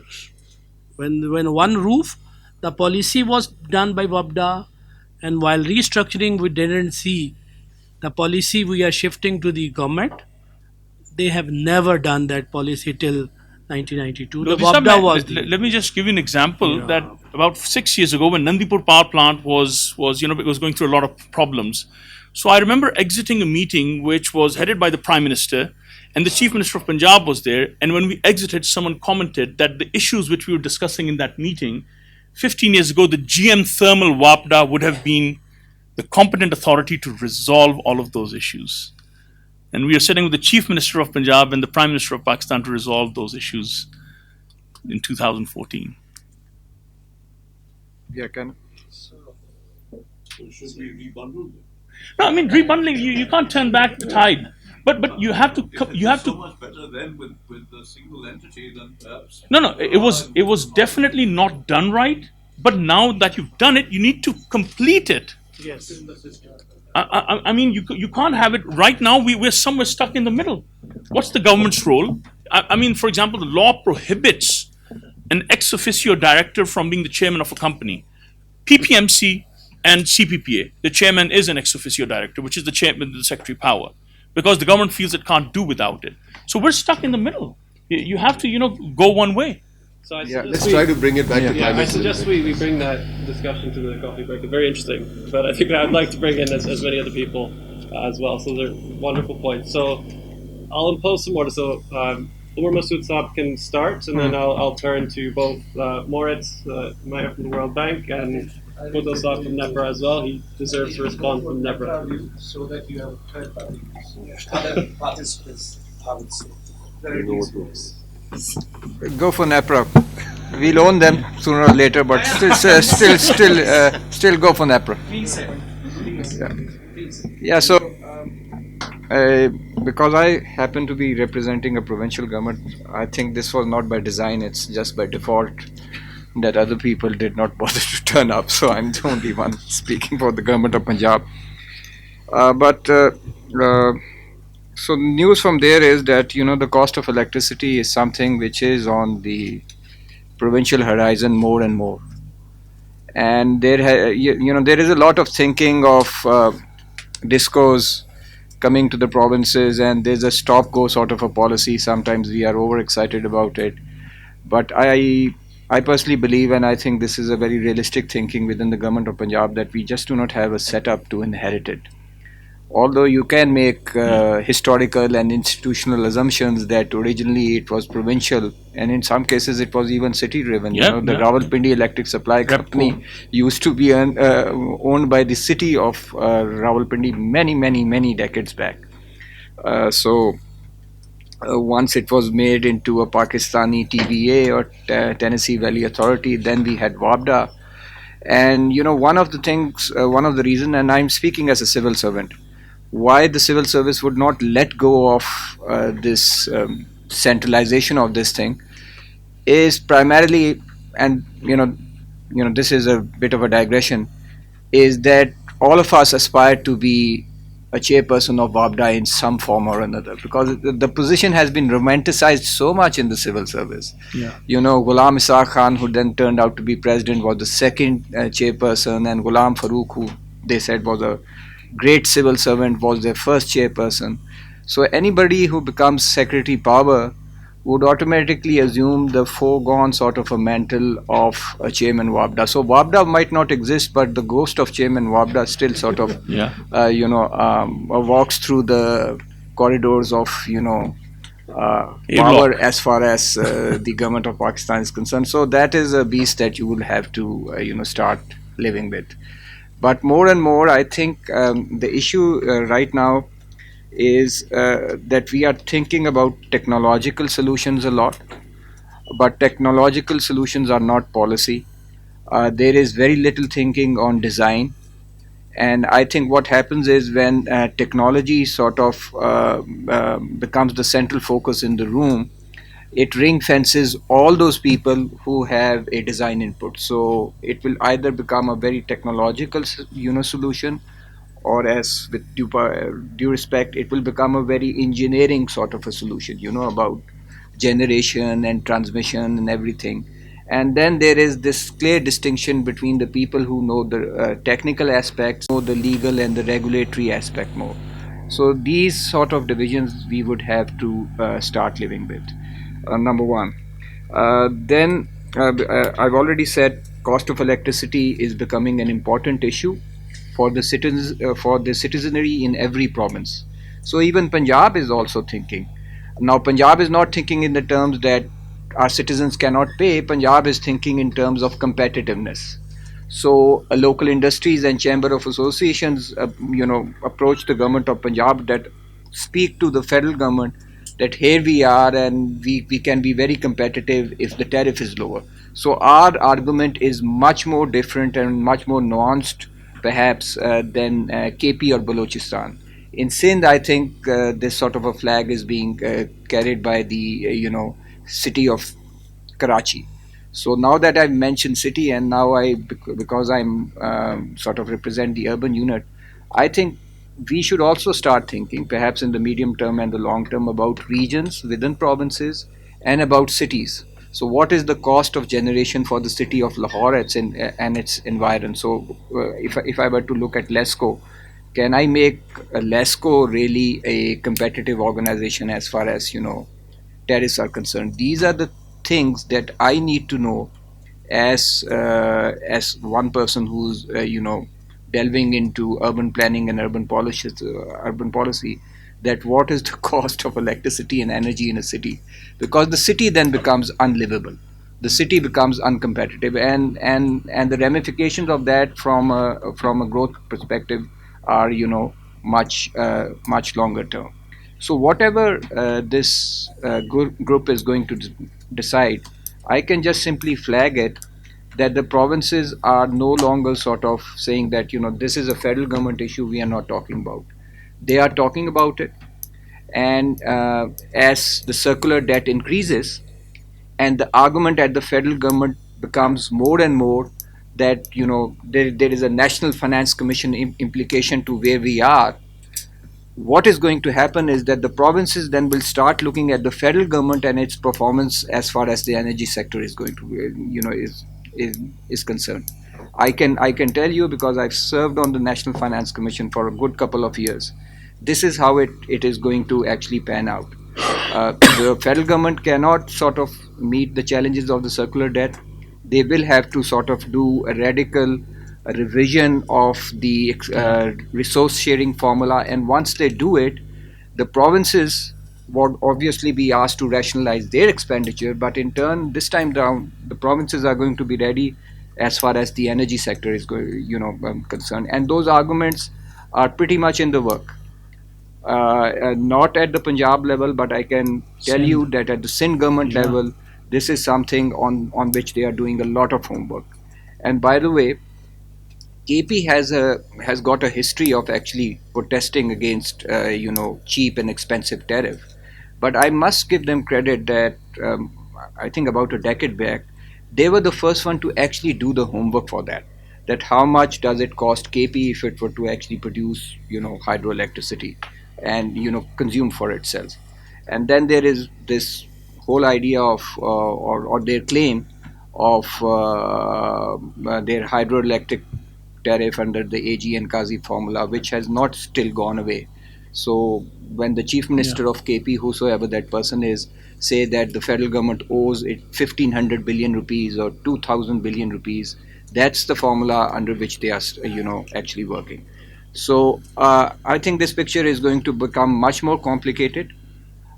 This will no longer be an engineering solution.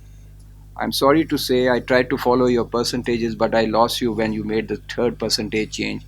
But I think whether we like it or not, this discussion room is going to become bigger, and there will be many more people, not as well as informed as you are, but they will have a lot of stake and a lot of voice. So I think the way we are approaching this problem, I don't agree with it.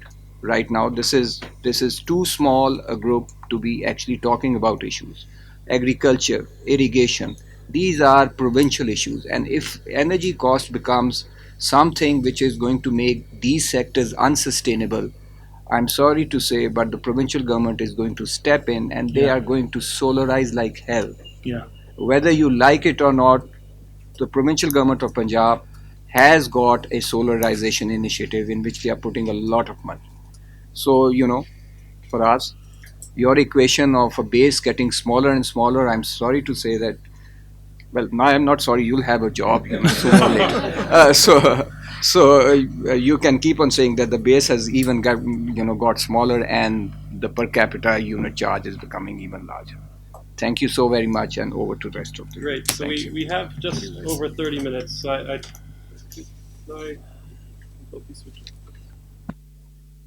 yeah, so we have just over 30 minutes. So I want to make sure we can bring in as many discussants as possible. So let's perhaps turn to the NEPRA side briefly, Buttal Saab, and then Moritz from the World Bank. Be terrific to hear from you. I think a lot has been covered, which is a good discussion. Reverse it, and I would agree to share. Yesterday was JIZ session. That was my super call. In 10% from distribution, for one from NEPRA, let's the session bigger and bigger. Irfan would agree to me. I had a big call for that one. Make it bigger, even online. I adopt. 1992 strategic plan, corporatization, competition, efficiency, and privatization. Same fund, Philippine, NPC, and here was a WABDA. Look for the Meralco, look for the liberalization there. 200% agree. We don't want to go away from the central power we have. The way we have, we are not going to ring fence the entities in a way. We have in the minds, in the hearts, or somewhere on, I would say on the papers, but not in the minds, and altogether to privatize.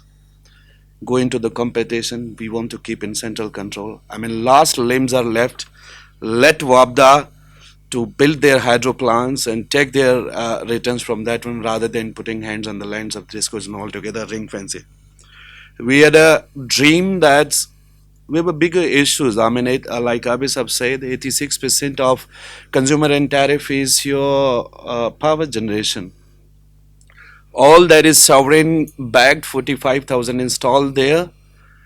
It's the tax, the cross subsidy, and the power purchase price, 23 rupees today in the units, 7 rupees energy cost, and 17 rupees capacity cost. The whole fleet 45% utilized, 60% underutilized, capability to produce 250 billion units, the capacity to consume 150 billions, with the deep energy poverty of 475 per capita, even not G11 status.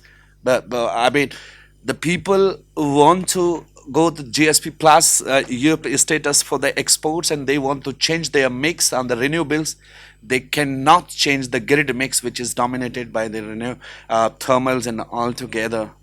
Just 5 years back, put a generation of 6,000 RLNG, utilization factor is 20%, and then inefficient plants are running 20 to 25 billions. Let's say, for example, I would say Hubco's plant is standing. We are giving 25 billion to that one, inefficient plants, retirement, and all together.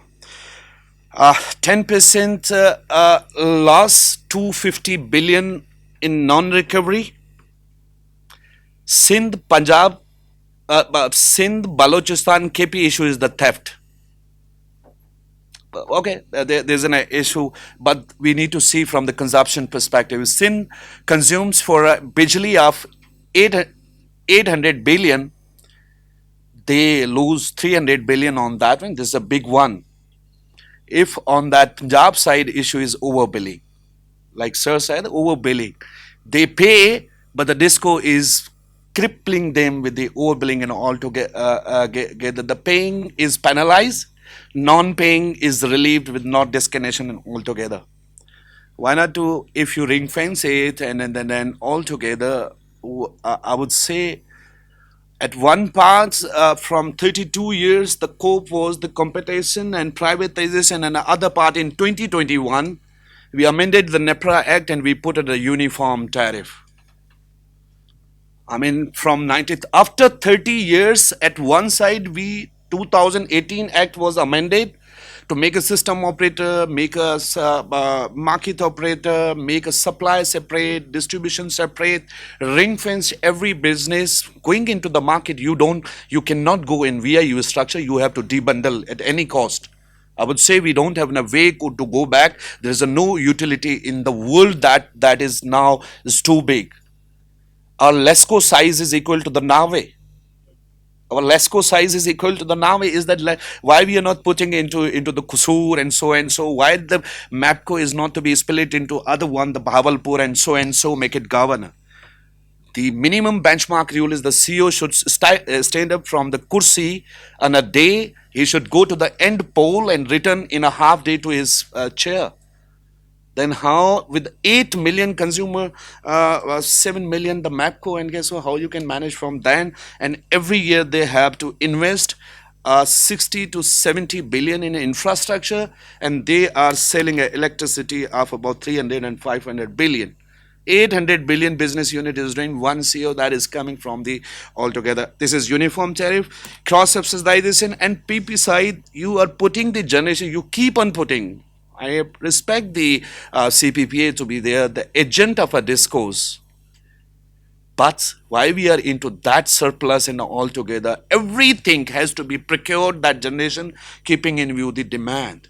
Power acquisition program. Now, under these reforms, we have put that the power acquisition program. Now there are stoppages. No, we cannot give the license tariff unless we do not have demand and power acquisition from the discos. So the complete planning has to be put, and then is to be there. Tariff has to be revised. In the MAPCO, I see the peak is coming in afternoon, but the TOU is in the nights and all together. Who stops to the discos and everybody, and why? Why even a simple activity every month is fuel cost adjustment. Disco is not coming, CPPA is coming. Why they cannot come and produce? In January, one point on merit order is a big topic. In January, with the demand of 8,000 and 9,000, you have a FCA was 7 rupees. Thereby meaning, what are we telling? That to meet a 8,000 megawatt, we have a 45,000 megawatt. We cannot take nuclear from south, from Thur, coal from Thur. Everything is stopped because we have a tariff concern, and 26 billion rupees are passed to the consumer. Oh, HVDC was, now we have the constraints and all together. So in winter demand, if you have, and we call it security constraint economic dispatch. I call upon myself, what is the ancillary services cost globally? 5 to 10%. Is that prudent that in January, 26% of ancillary costs in the constraints and all together you are putting into the system? We need to see on that merit order and all together. 15 days ahead merit order, we give a cost to the generator, he giving me 22 rupees, hey, I'm good to okay. When he's coming in FC, actual cost was 24 rupees. We end up with that when 20 rupees plant was off, and that was, bring it day ahead. Why you cannot? Why you cannot? The end and all together. These are the bigger issues, and all together we can tell later. Market is the future, and ring fence every business. Elephant in the room is the generation. Nobody, I mean, last year revenue was 3 trillions. 2,500 billion is the generation. 150 billion is the use of system charge for NTDC, and 300 and 400 billion is the DM margin for disco. So it's 85, 5% and 10%. Let's look why the privatization, ring fence it in, and then I came for the ISCO, I can buy it. But I need to take, like Abhisab said, I need to, I ring fence the generation. If I, as an ISCO, has a peak sharing, system peak sharing, let's say, for example, for 3,000 or 4,000, separate it out. Don't become Godfather for me, and don't procure for me. Allocate me 3,000 from here, and then let me to procure now what I can sell. Every night, let's say, I'm not against any nuclear and altogether. The location it is coming is precisely, it's a matter of time. We are bringing a C5 for 1100 megawatt in such scenario as a committed projects. Why DISCO cannot do in current IGSEP that has come a week before?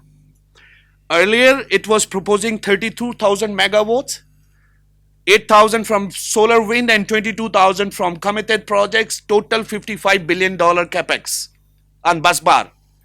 Aid the transmission distribution, $85 billion in next 10 years to the, we have the power sector, that financial viability that we can do. Now that is reduced, it is limited to the committed. Why there is not need to see that committed projects, do we need them? Tomorrow, day after tomorrow, if we can spread their timelines over there, because you have the existing fleet on that that side.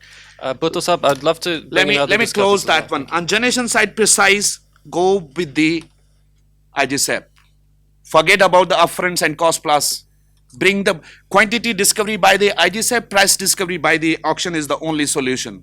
Do not allow any generation ahead unless the distribution company does not ask you that I want the electrons, because that is called power acquisition program. 5 years program is approved by them, then procure from that one. Review the committed projects and the fuel supply management, manage it.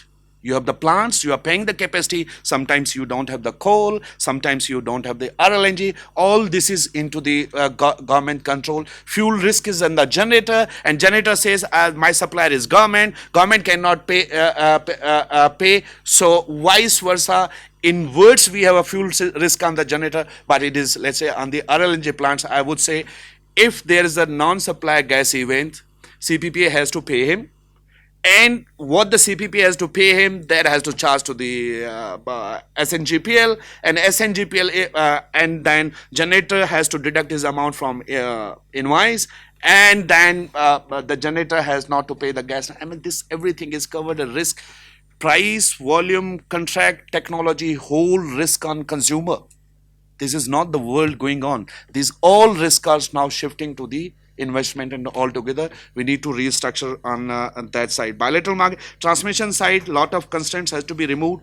Our planned investment has to be done through the TSEP. Went to the Brazil, there were 14, even India has the 14 transmission companies. Why we are end up with the one transmission company over there? Why the provincial government has also been given the PGC's license, and why there isn't a policy? Let this business come into the privatization altogether. Otherwise, infrastructure is not expanding. Great. And Perhaps, on the distribution last mile, concession or privatization, management control is not on that one. Who cares? Article 157 of the Constitution.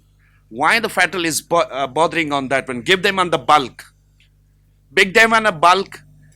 Send two discourse. I'm open to that. I've been to the advisory. All these TORs that are circulating in all 4 provinces are mine one. So there are HESCO and SEPCO liabilities. Let's say 100 billion. NFC they get is 300 and 250. Link it with that one. On the bulk give, let them to distribute and all together. There are a lot of solutions on that one. They can be, and from the generation pool, divide it. That's your share. Take it forward now, and on that side. So any model, even for the privatization model, the GAPCO, ISCO, FESCO are the right cases. Are full on privatization. It's a dream, cannot be done. Ring fence it. Anyone, I'm coming, I would ask you, ring fence it. Even the shares are on Saman Wabda, and then on the president, and so ring fence it. It's a dream, we cannot. and then on concession model for the long term is a workable. It's working globally. Let's say for HESCO, SEPCO, and PESCO, all three, they are going on long-term concession. It works because for 20 years to give a concession, and for all the assets given to you for the investment rights and all together, 100 rupees share is today, you make it to 200. By the end of the concession period, you take 100 back. Provincial are even private come do the partnership with the provinces all together. They have the writ in the districts and all together, all these commissioners and so they can support you. This model can I'm work afraid on. I'll have to So stop we have to you. move forward. That's very, very, very useful perspective. Thank you so Thank much. you. I'd love to bring in some of the World Bank and IFC colleagues in any particular order, and then perhaps, Teresa, if you'd also like to bring in your perspective from the socioeconomic and environmental side. So.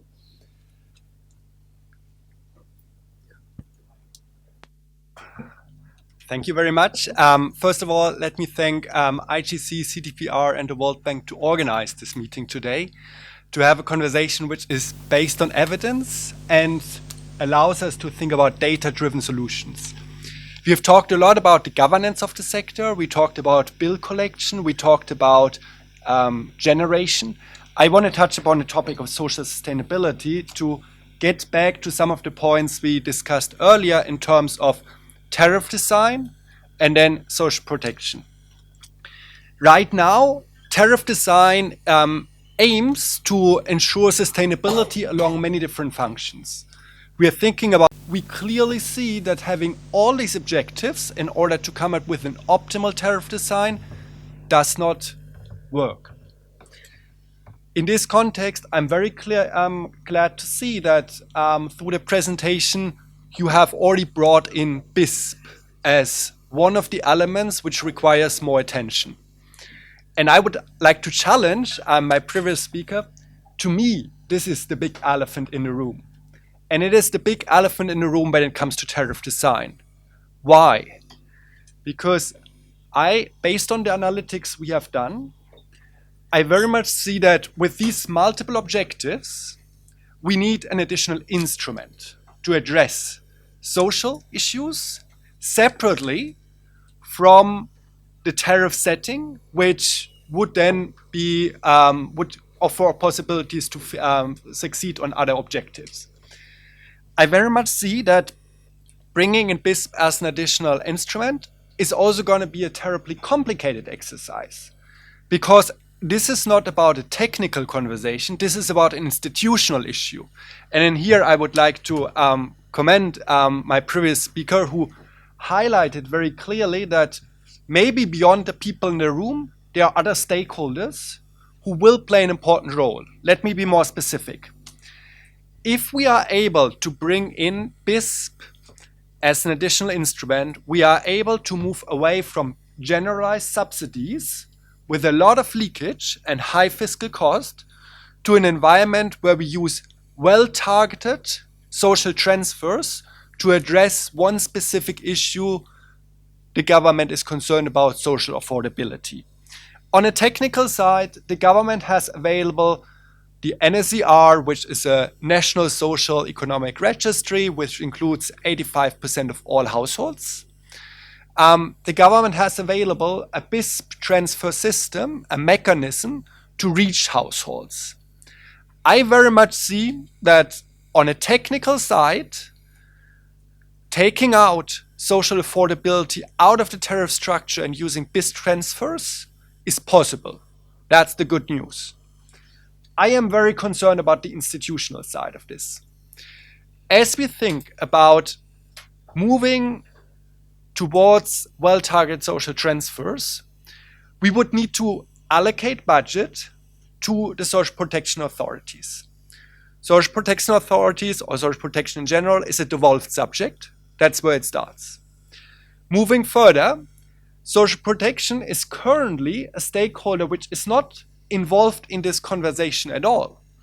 We are talking about energy. Maybe we are talking about the Ministry of Finance when we think about the fiscal cost, but we are not bringing in one of the essential stakeholders who can create a solution moving forward for the problems we have discussed by bringing BSP into the room. Let me So imagine we make progress on this, a lot could be achieved. But let me also reflect shortly on some of these recommendations colleagues in the room have brought up on the fixed charges, tariff design per se. I agree that from a theoretical perspective, fixed charges should be used in order to cover the fixed cost in a sector. For operational reasons, for financial reasons, there are many reasons which speak in favor of such a solution. And in fact, I see that for the gas sector, natural gas, this has been one of the leading principles moving forward. However, I am concerned that unless we address the elephant in the room, BISP, we are not able to bring together a fixed charge and the objective of having an energy sector, having energy prices which are aligned with social affordability. So again, this seems to be the elephant in the room. As regards the fixed charge, very clear that it would also reduce the incentives to register multiple meters, big problem we have seen. And it would potentially also create challenges because only relying on fixed charges would undermine the objective of creating incentives for saving energy, which comes through an increasing slab rate. Finally, on the slabs, that's the other instrument which is available, the slab rates. We have all seen that over the last couple of years, the slab rates have increased. We have seen that some of the slab rates are now above cost recovery, which is our cost of generation per kilowatt unit. That's good to hear. But I am concerned that this spread between slab rates to the bottom of the slab distribution and the top creates additional problems. In the current setup, it challenges overall the financial sustainability of the sector because people start moving out of the sector using solar energy, which for other reasons is a positive development. But it also creates incentives for people to register multiple meters. Another problem which is well documented in the literature and well established in the data. Having said this, we do need these big slab rates if we do want to have a sector which is financially sustainable and socially sustainable. And again, only by bringing in BISP in order to protect households, we can move away from having too many objectives which should be addressed through the tariff structure. Let me stop here, and I see my colleague from IFC also wants to.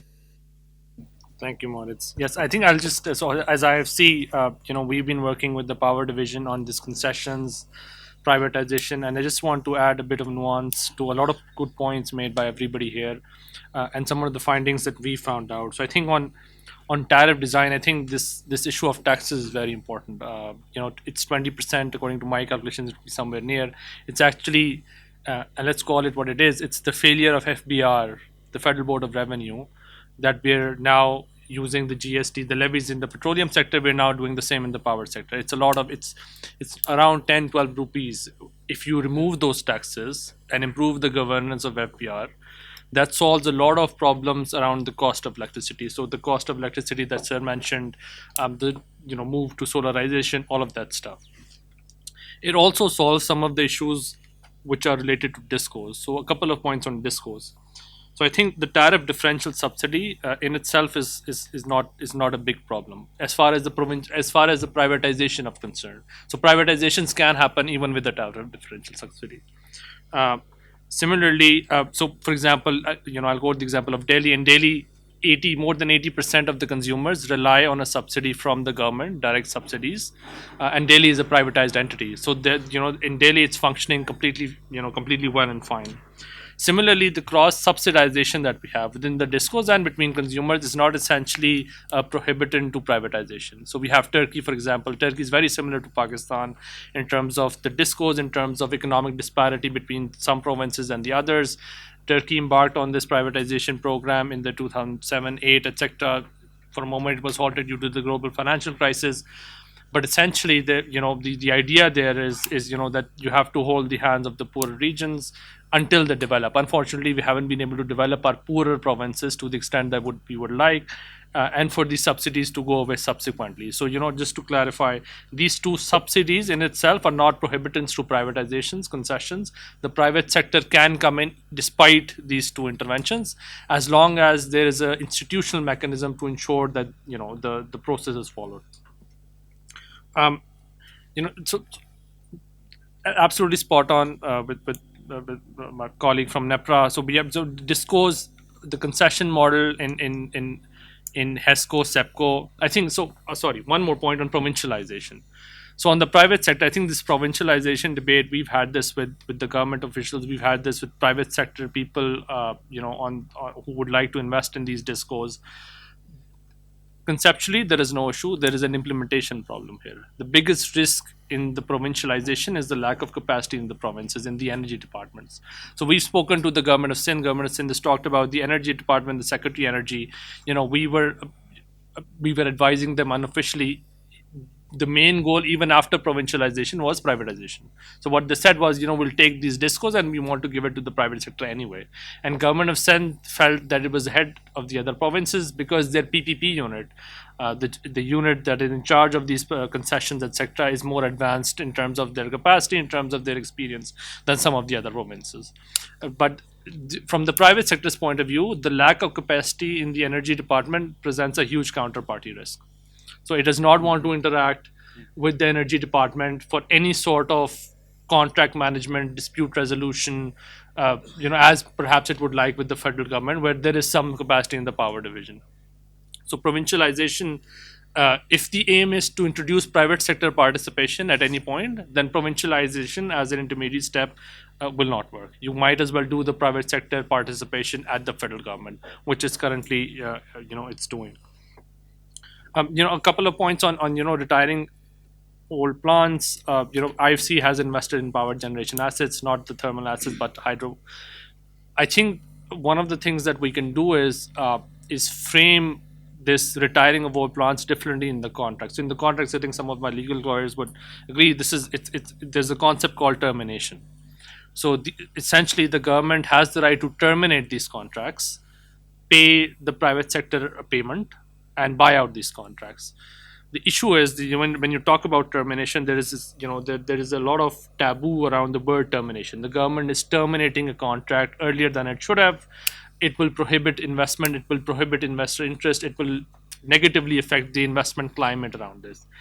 In certain contracts in other countries, we have seen that the government has the right to buy out the power plants, and that's a much more this phrasing of essentially the same concept. The government terminating, paying the private sector, the government buying out the contracts from a financial point of view and a transaction point of view is the same. But just phrasing it differently now gives the rights where countries in Latin America, Spain, Germany have recently, up until 4 or 5 years ago, buyed out a lot of these old solar contracts that they had given on take-on-pay arrangements.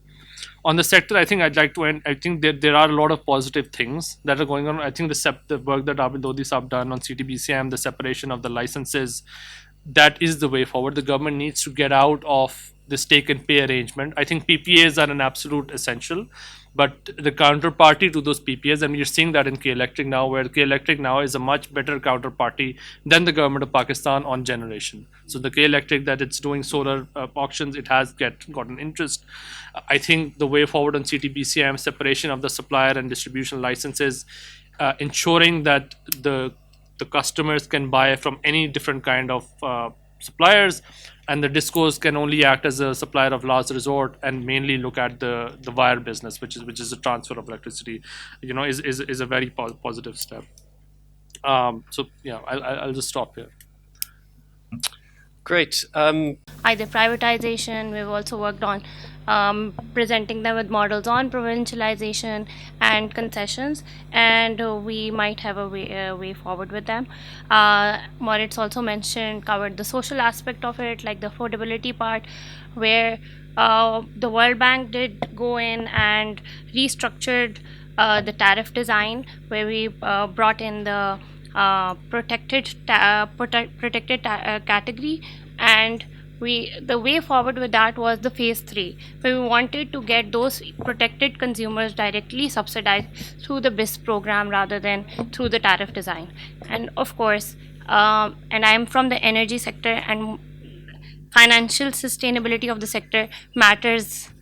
Like it's the same agenda, is different sides of one coin. So we're working on that.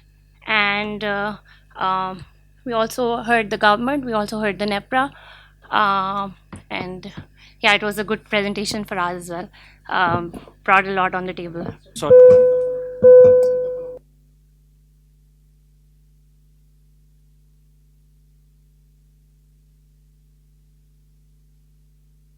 sorry, we've seen there's an excellent the accumulation of certain of debt. It's not related to the cost of electricity, because again, like they said, the disco margin in the entire bill is very small. It's 6 to 7%.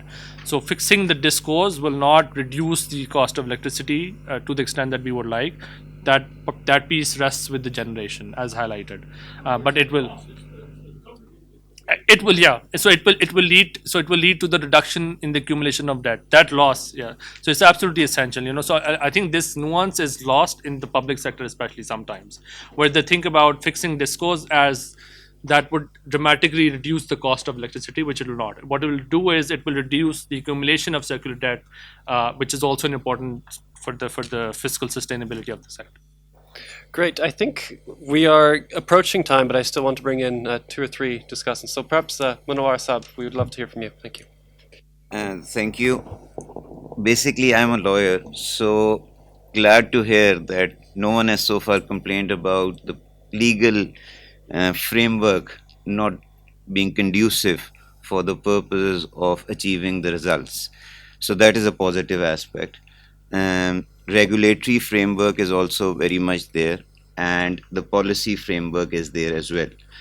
What I have heard so far, and it is amazing, that 88% of the cost is generation. Now, personally, I have been the front end, like for the last decade, trying to get these recoveries for all the discos.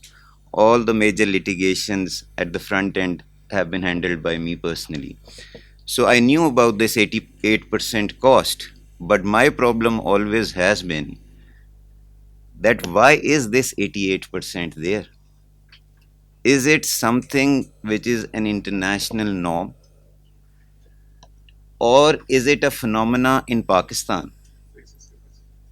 No, I know exactly what it is.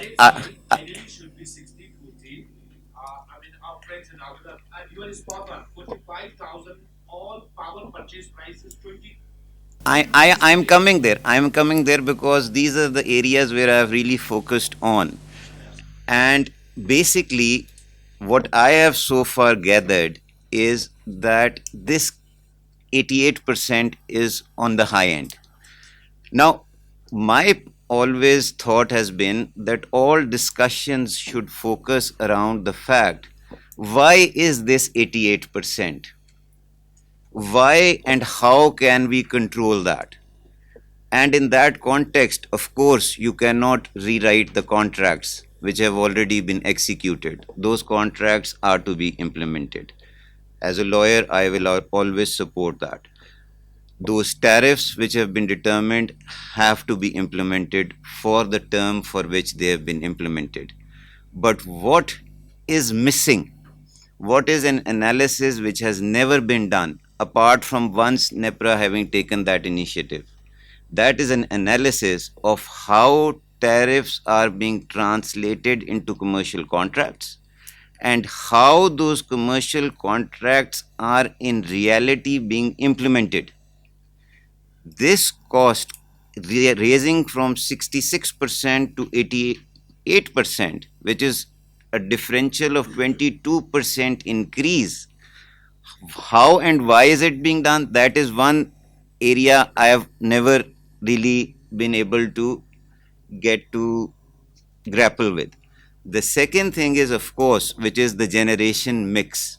in the context of generation mix, definitely there are different multiple aspects, and it is a technical matter more than a legal matter. But in the context of that, poor planning is one aspect, but more than that is basically the nation itself. Like somebody talked about that RLNG plants were implemented, and that is not the right direction because they are being dispatched at 20%. But why were those put in place? There is a reason for putting them in place as well. The locality where they have been put in. So those are also areas we have to fix. But primarily, policy leads to a plan, and plan then leads to an implementation. We have 2021 policy in place. That 2021 policy gives directions to all the stakeholders. It is it is a policy approved by CCI, which is the highest policy making body in Pakistan. It has given a direction in the context of this 88% cost. It has given a direction to all the stakeholders that look at that, see how tariffs are being implemented in contracts and how those are being implemented in commercial reality, and whether those costs are reflective of actual true costs. So that direction is yet to be implemented. Second, the policy gave a direct plan of how losses are to be determined. Basically, what happens is, like we have talked about discos being not performing, but LESCO was given a target to recover 5-year projections of how your losses are going to reduce from 2017 to 2022. That target was set up in 2019, implemented retrospectively, decreased losses from 11.5% to 8%. How can a disco do that? Secondly, there was a specific aspect given that your losses have to reflect the actual market realities. It is very good for all of us to sit here and to complain that discos are not recovering. But the real reality of the matter is, what is the discos infrastructure? What is the discos governance framework which we have set up? Like Abid was saying, there's one CEO who's an engineer sitting there and who doesn't know anything about management. How is that going to give you something which is going to be reflective of, like all of us over here are well trained in our own respective areas, but are we giving the same framework to a distribution? We in our own private companies might not put the legal persons, the CFOs, the manager in finance, the company secretary of the level we have put front end to the entire distribution companies. So these are some areas where I think focus is to be done, but everything is one aspect, which is the management side. The primary aspect is your 88% cost. Why is it there?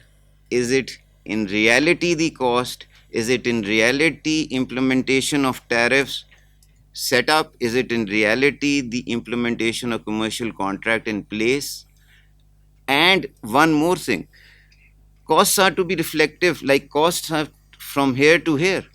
Now IPPs, they get on any payment which is delayed because of circular debt, they get DPR because it is set up in their contract.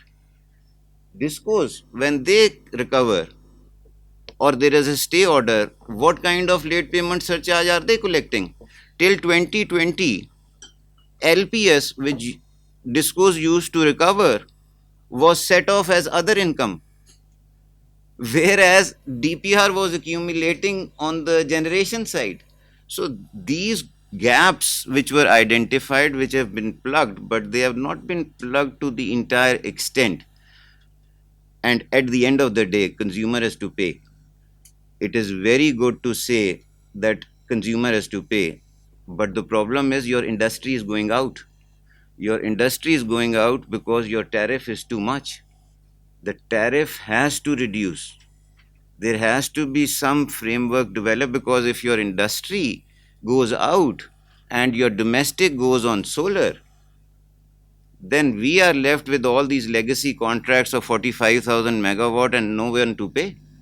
So the basic framework has to be considered in depth, and the generation cost.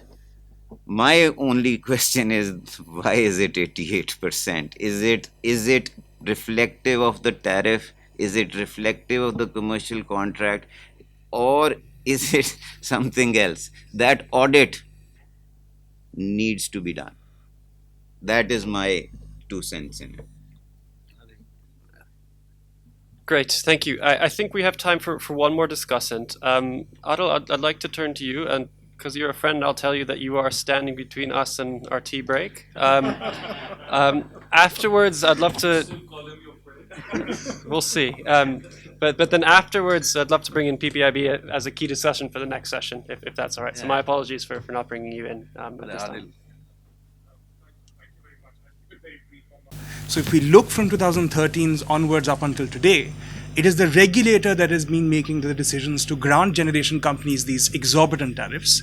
It is the regulator that's been approving tariffs of distribution companies that allow them to, operate at 50% capacity, but still expect them to run the marathon and deliver on targets that are presumably supposed to only possible if you are operating at 100%. And interestingly, it is also the regulator that has allowed these contracts to be executed at the CPPAG level by approving the power acquisition contracts under the IPPR regulations.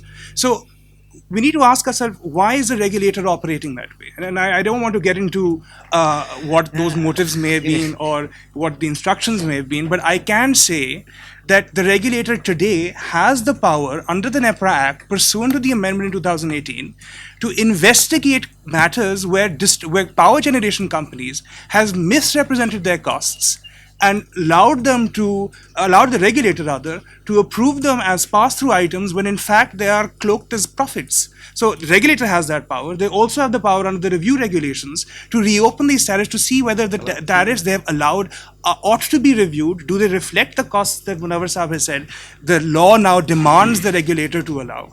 And those decisions perhaps at a policy level or an executive level need to be decided. Of course, it's not going to be very encouraging for the investor, but the investor also needs to know that they can't take the government or the regulator for a ride or the people of Pakistan for a ride. If there's a cost, that's a pass-through cost, an actual cost. You recover it. If it's not a cost, you can't cloak it and pass it off and start making money off it. The second thing I'd like to say here is that since there's been a change in the regulatory regime and the legal regime in 2018, the law has now very clearly specified targets and a change rather, in fact, I would say, in the way that the regulator is making its decisions. So as Munawar Saab pointed out, the 2001 power policy that's come in and the 2023 plan that's come in all very clearly say that there is a need for the regulator to change its approach in determining tariffs. That change has to be accepted. So, for example, the targets that were initially set prior to 2018 have been declared at a policy level by the highest policy-making authority as being unachievable, as being unrealistic. Perhaps the regulator needs to relook or revisit rather those targets as whether they're acceptable or not. The last thing I will say is, what can the regulator do for the future? Because of course these are issues that the regulator can address which have come up as a result of its previous decisions, but there are certain decisions that the regulator is taking today that can have a profound impact. We had a little bit of a discussion when we met on our last meeting, sir, in that we discussed two components cost components that are arising as a result of the opening up of the market, which is the cost subsidy and the stranded cost component. The reason why as a lawyer I'm talking about it is because Munawar Saab and I have been involved in litigation concerning these two cost components. These arise primarily because the market is now being opened up and you're allowing private suppliers to come and enter into bilateral contracts with bulk power consumers who will no longer then be part of the grid. The moment they leave the grid, as we discussed, there's a cost that will come with it, because they will no longer be buying from the grid, so someone's going to bear that cost. The possibility of addressing this cost impact is to include this in the wheeling charges or the open access charges that a distribution company will be charging on account of making their system available for use by the private supplier. But the regulator here has a very different point of view. Now, the law very clearly says, the CCI policy says, the use of system charges will include these two cost components. The plan says that these two cost components will be accounted for in the wheeling charges. The law also, in the regulatory regime, there are regulations that have been made. They also say that these cost components have to be included. The regulator has not as yet decided, but in the meanwhile, what we've seen after 3 hearings is that APTMA has filed a writ petition in the Islamabad High Court demanding that these charges not be included. We'll see what the regulator does in filing its reply to that petition. But the fact of the matter is that if there is coherence in terms of a policy decision to give effect to the law and to give effect to the instructions of the CCI, then I think a lot of issues would be streamlined. If distribution companies and the regulator and the transmission company and the CPPAG can come at on one common ground, then I think a lot of issues we are discussing today wouldn't have arisen in the first place and can be very easily addressed in the future. Thank you. Tim, the only after break, I would only need 30 seconds because these are my 2 best friends. And not the one, not the 2, there are 10 confusions. 10 big confusions. So we would like to clarify that one. Simple on that one. This is a building. 70% cost is the concrete, bricks and steel. If you say me, why 70% is this? Why not the false ceiling is 70%? We talk about, so you mix up the tariff and capacity together. I will respond to that one. But it's a fact that in value chain, the biggest elephant is the generation. तारों खम्भों के कोई पैसे नहीं होते इतने. It's all about power plants. So in value chain, what is the capacity? I'm coming on that. We will come up on that. But future is, but I will respond. I think this is a discussion over tea. Confusions at least are killed so that we go clear out of that room, at least on the point rate. Great. Because now, let's not speak of the minds. We have now widespread codified law, the regulations, the IPPR is a gone days. Now my friends let to me know what to do with the procurement regulations. Is there any issue? At one side, they are coming, a 500 megawatt lower Sparga got a just LOI. Here we are in surplus. In the morning, I have read the 10 pages legal opinion of my friends, not of these 2, saying that he was given a LOI, 500 megawatt, rights are created, buy it. LOI is a just baby step. End is the financial close. This is 1,000 kilometers away. The difference between in Pakistan, all from LOI to PPA is 1,000 kilometers. On the LOI, you write 10 pages saying that, telling to the people that the rights are created and then put the plant, knowing the fact that the 13% sales is reducing, knowing the fact that they let the discourse to decide, not generator to decide into the capacity because that's the 80%. So we have to see in a holistic